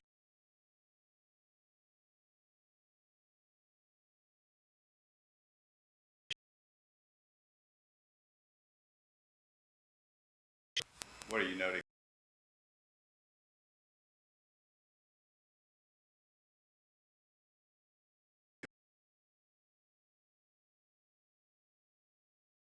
Stains.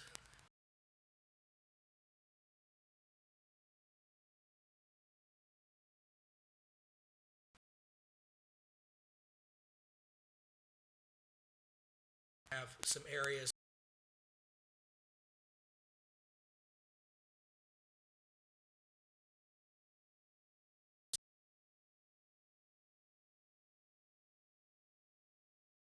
the center portion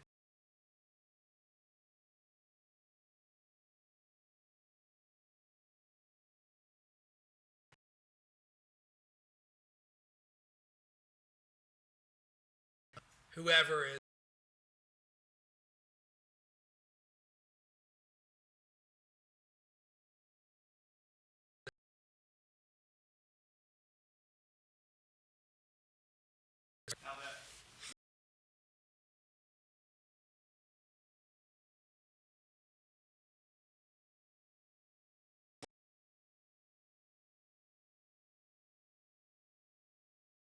so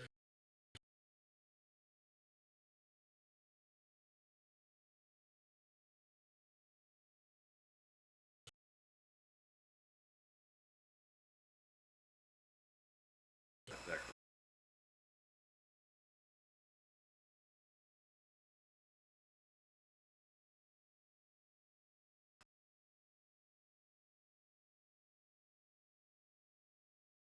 person here strike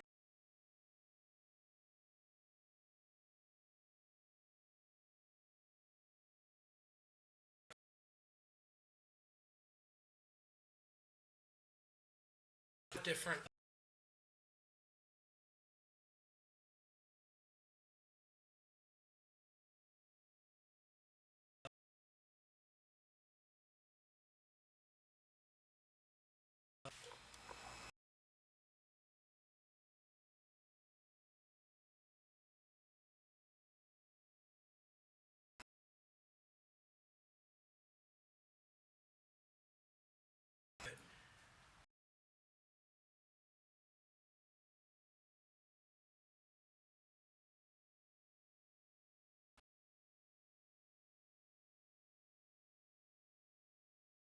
that area where it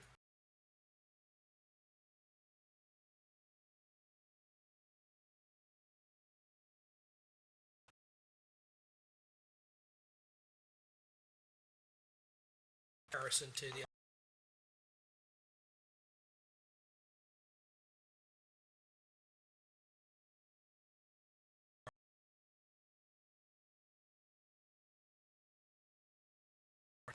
well,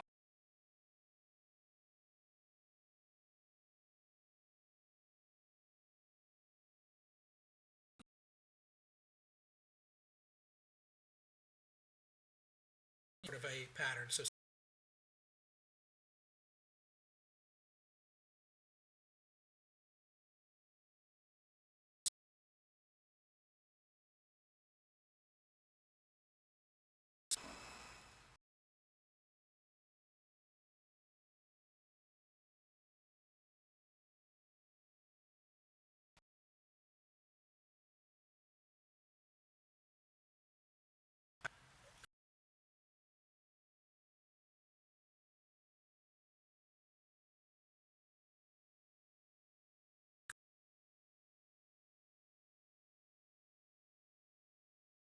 potential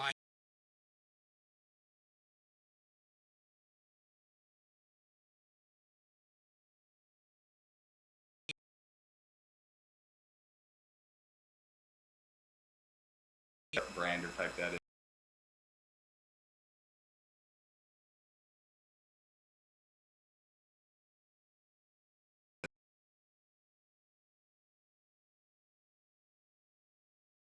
like that to try to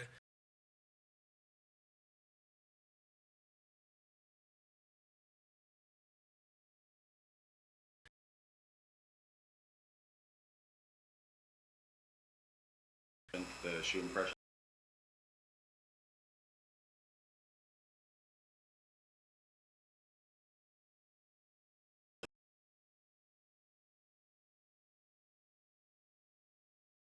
with that particular pattern.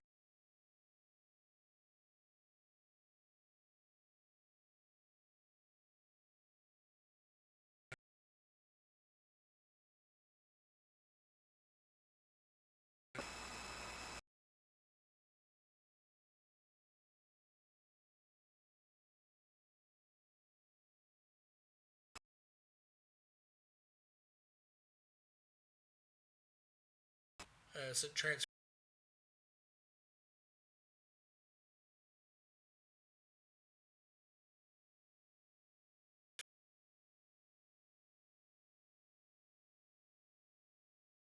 you want to consider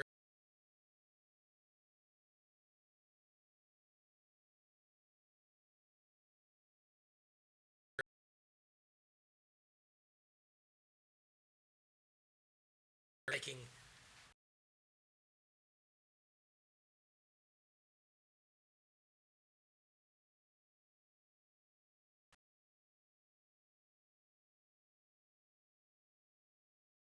This is just a transfer.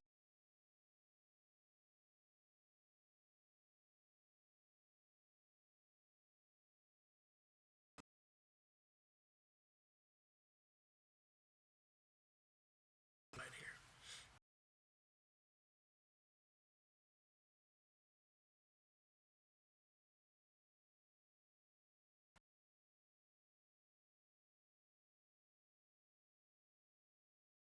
Something like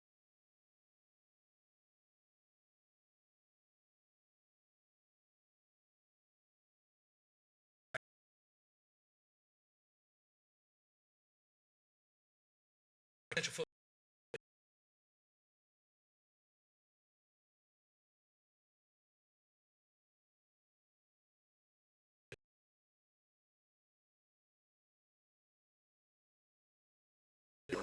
yes.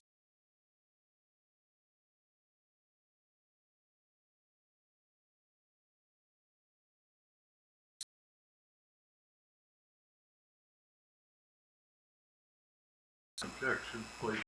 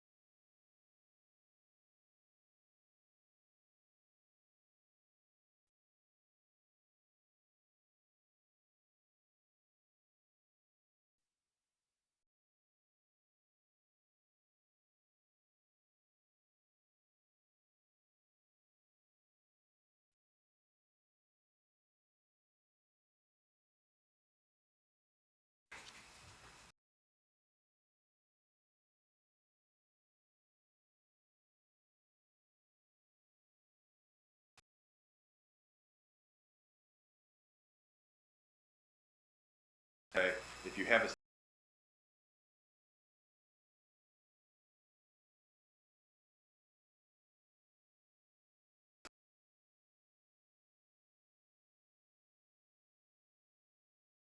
this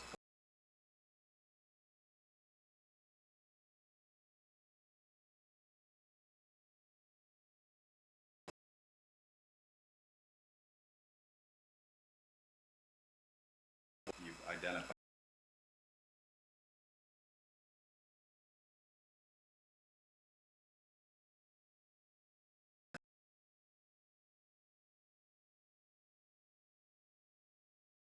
drop, so there's not.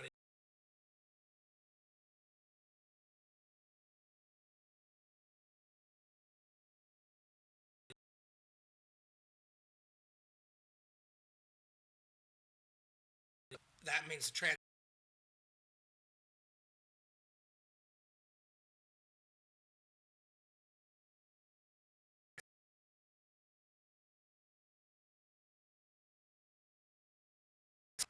is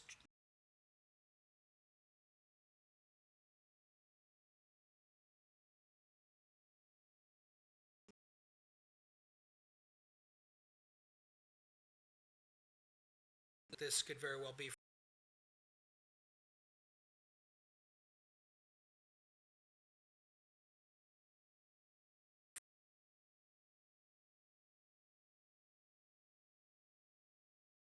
is that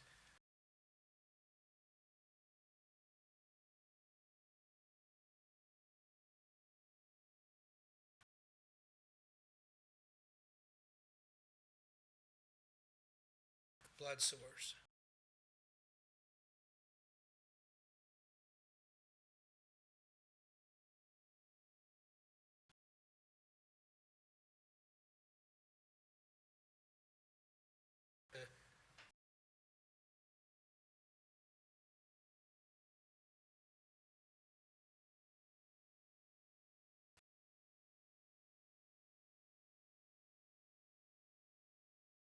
Evidence of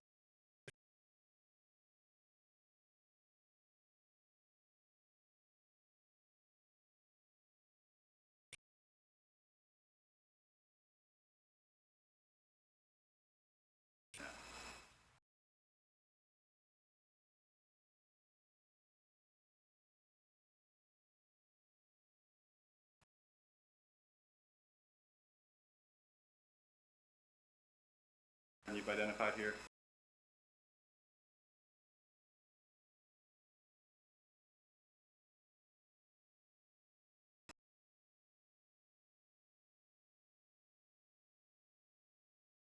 in that area.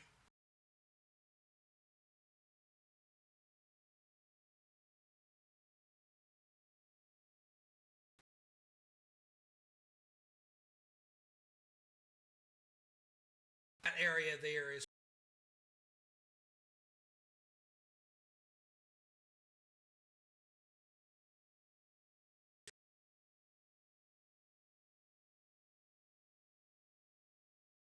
this was an area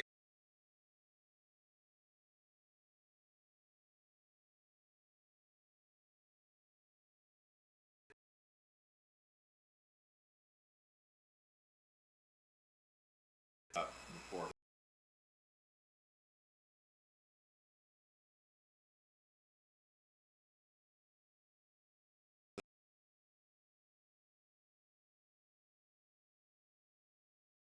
close.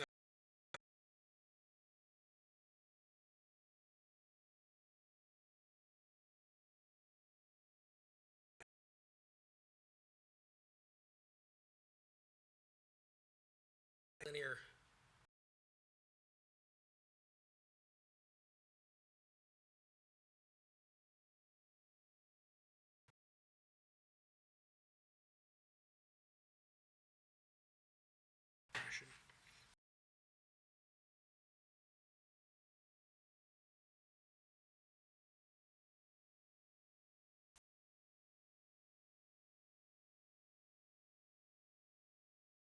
Biggest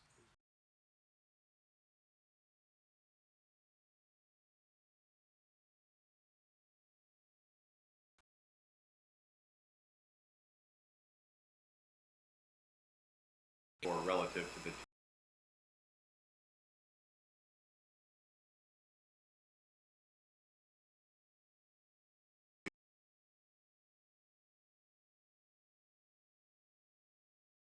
have different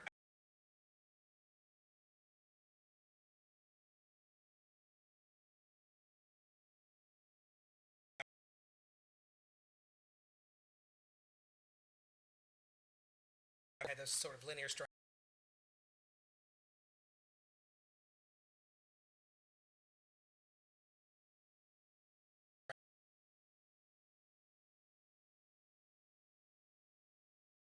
And it's not just two.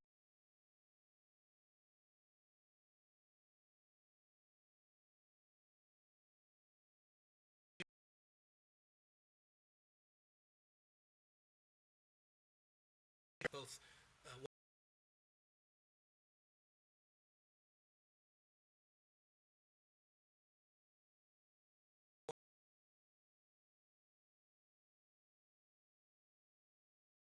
some additional transfer.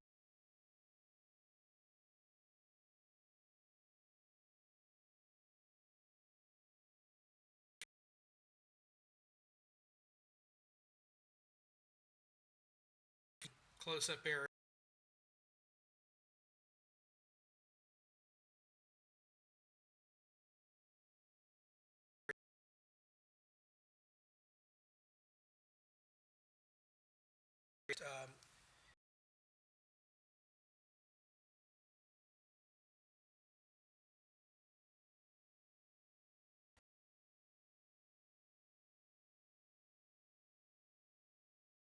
Something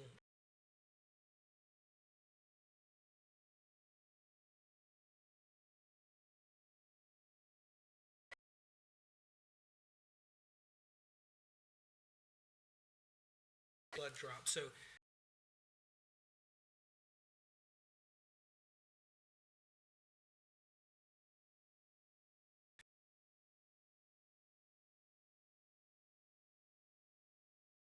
long period of time.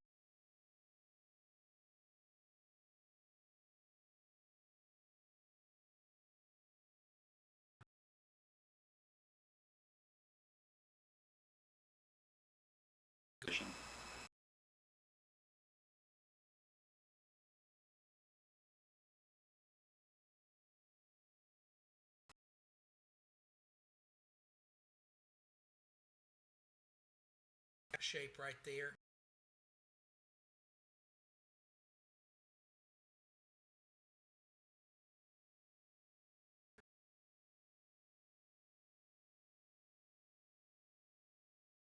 Oh.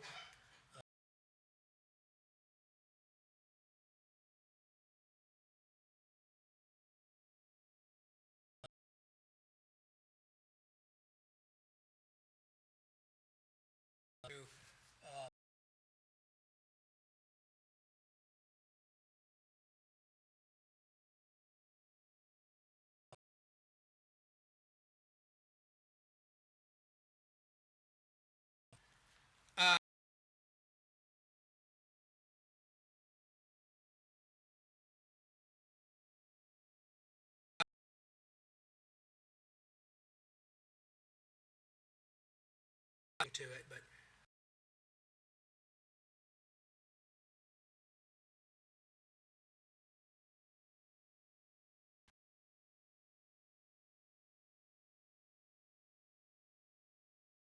um,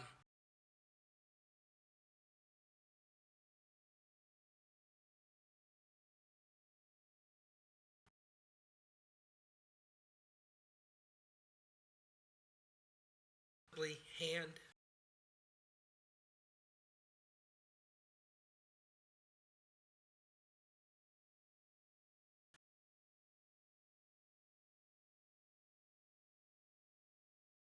Down there that might be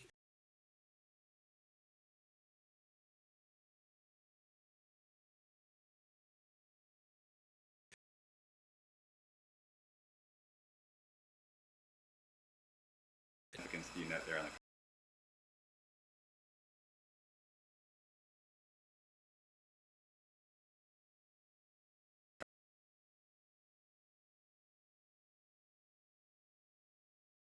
dripping in one area.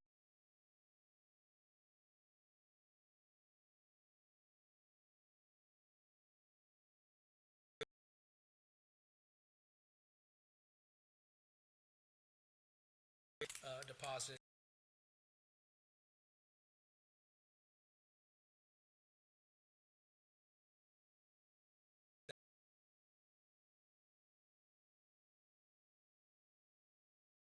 Do your blood in that place?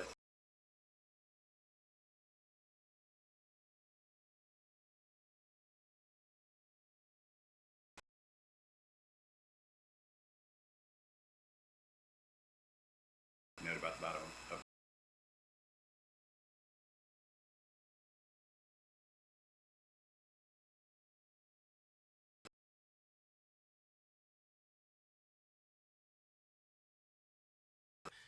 Linear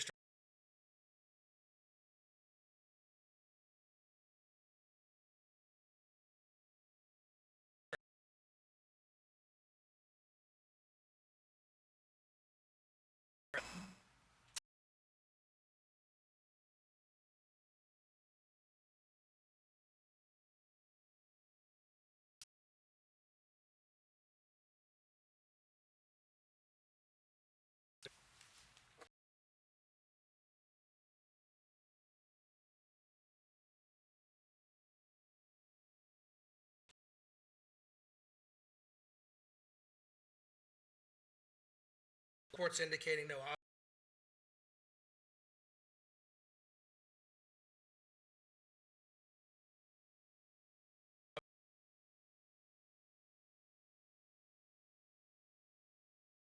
injuries and all that.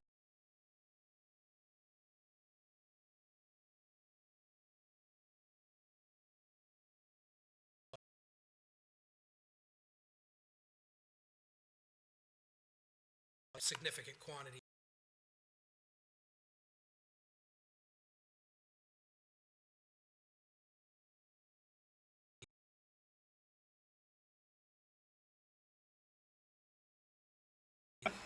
either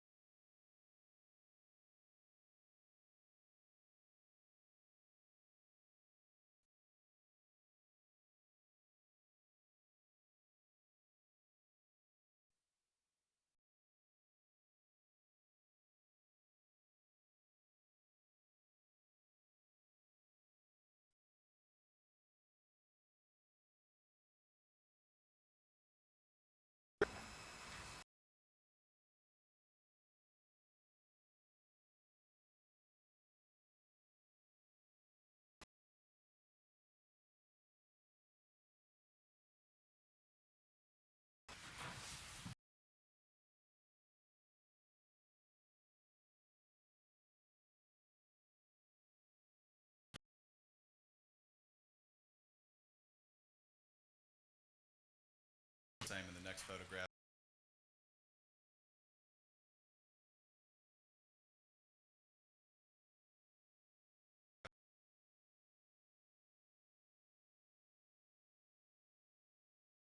Based on a closer examination.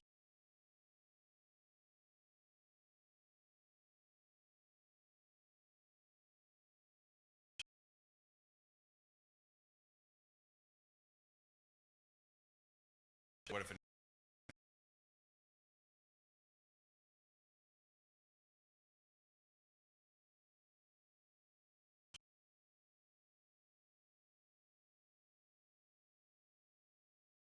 That would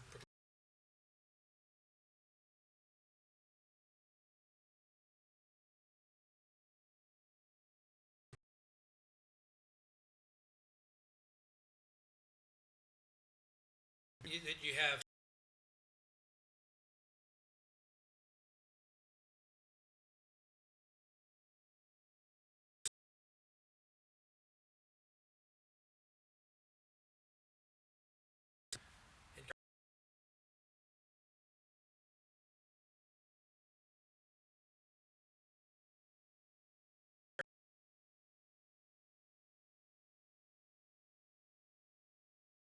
soil deposited?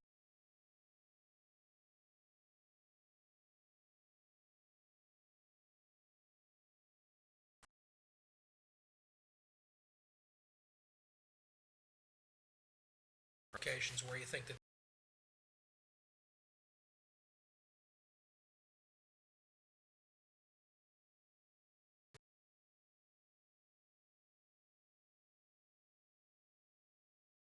soil samples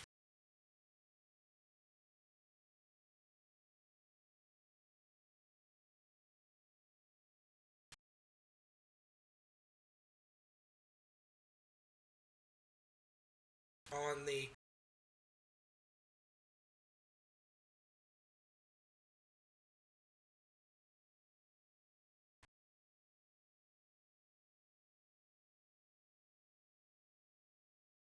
bit of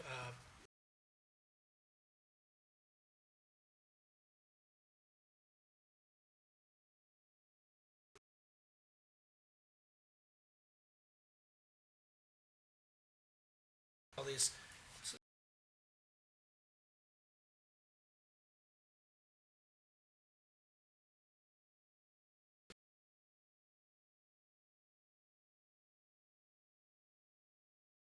No,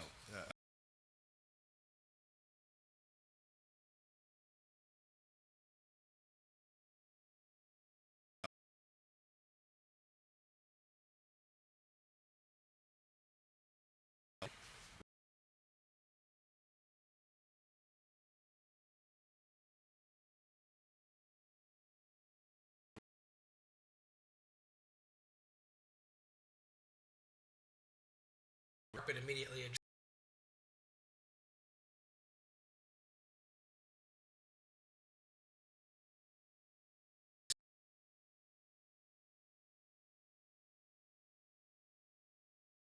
at some point bleed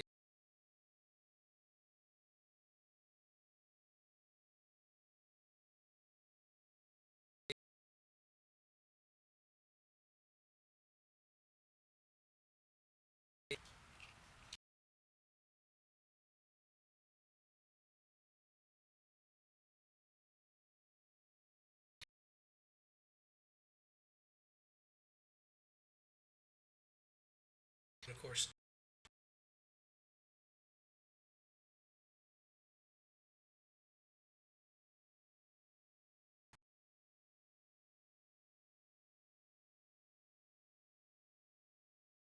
other impressions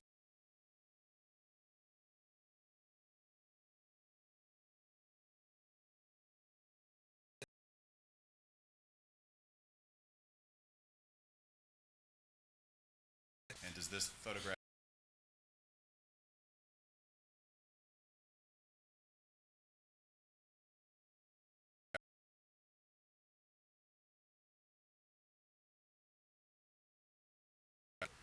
probably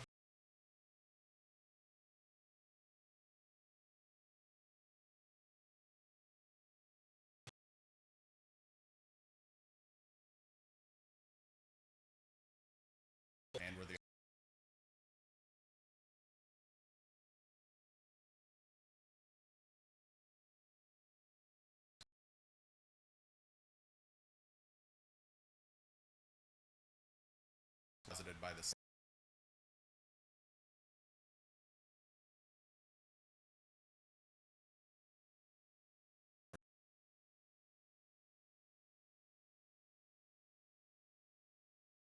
patterns to them.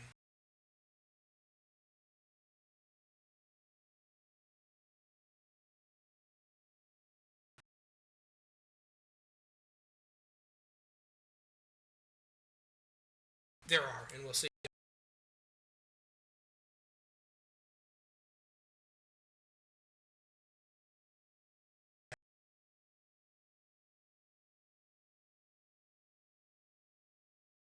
Full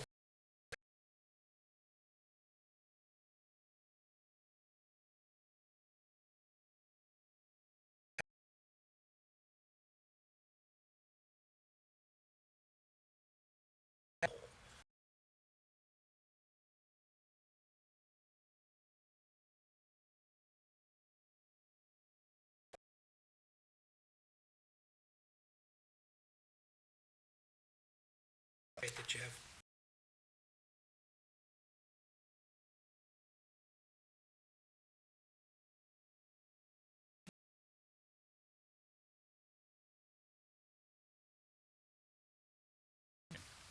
Right.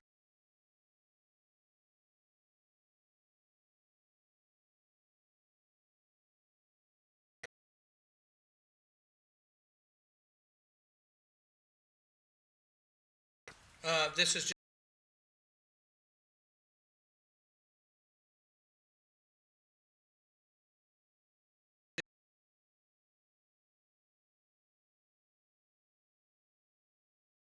you have some straighter.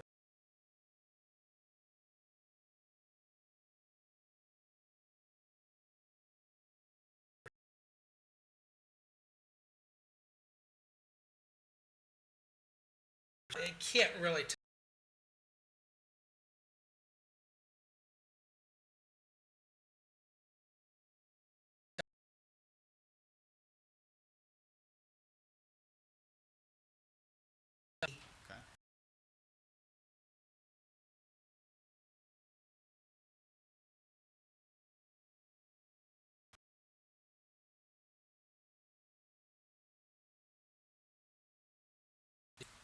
Is this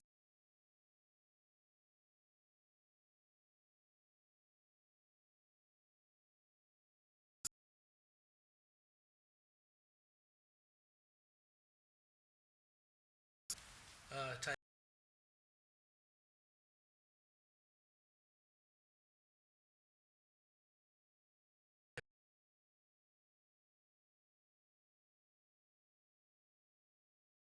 This is D.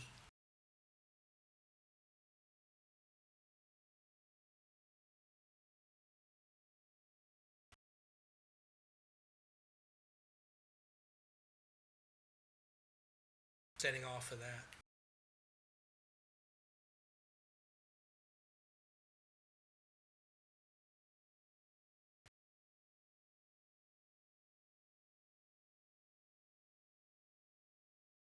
Some various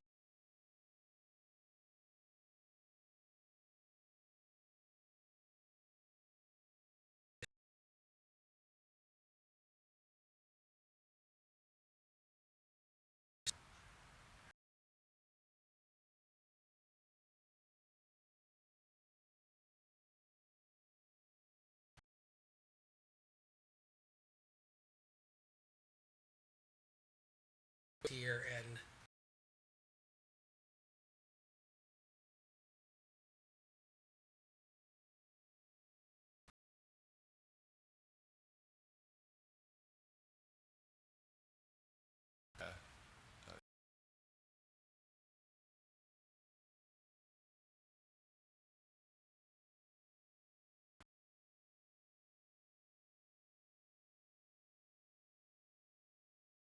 going to the right side of the head.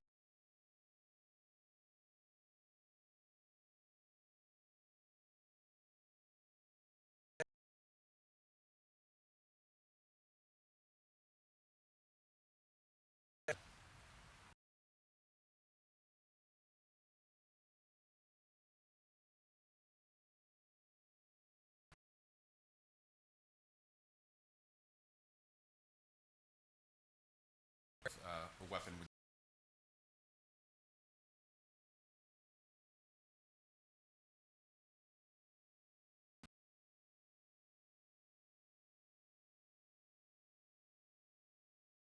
Um,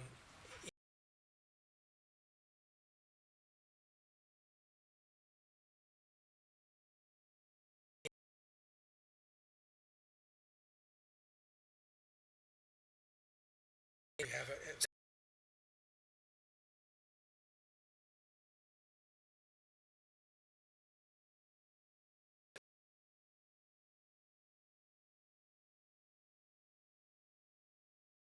so it could be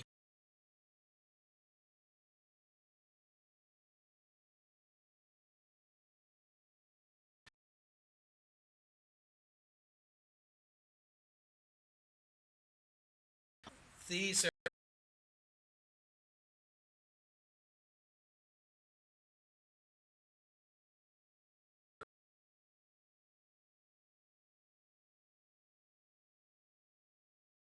pointed side to it.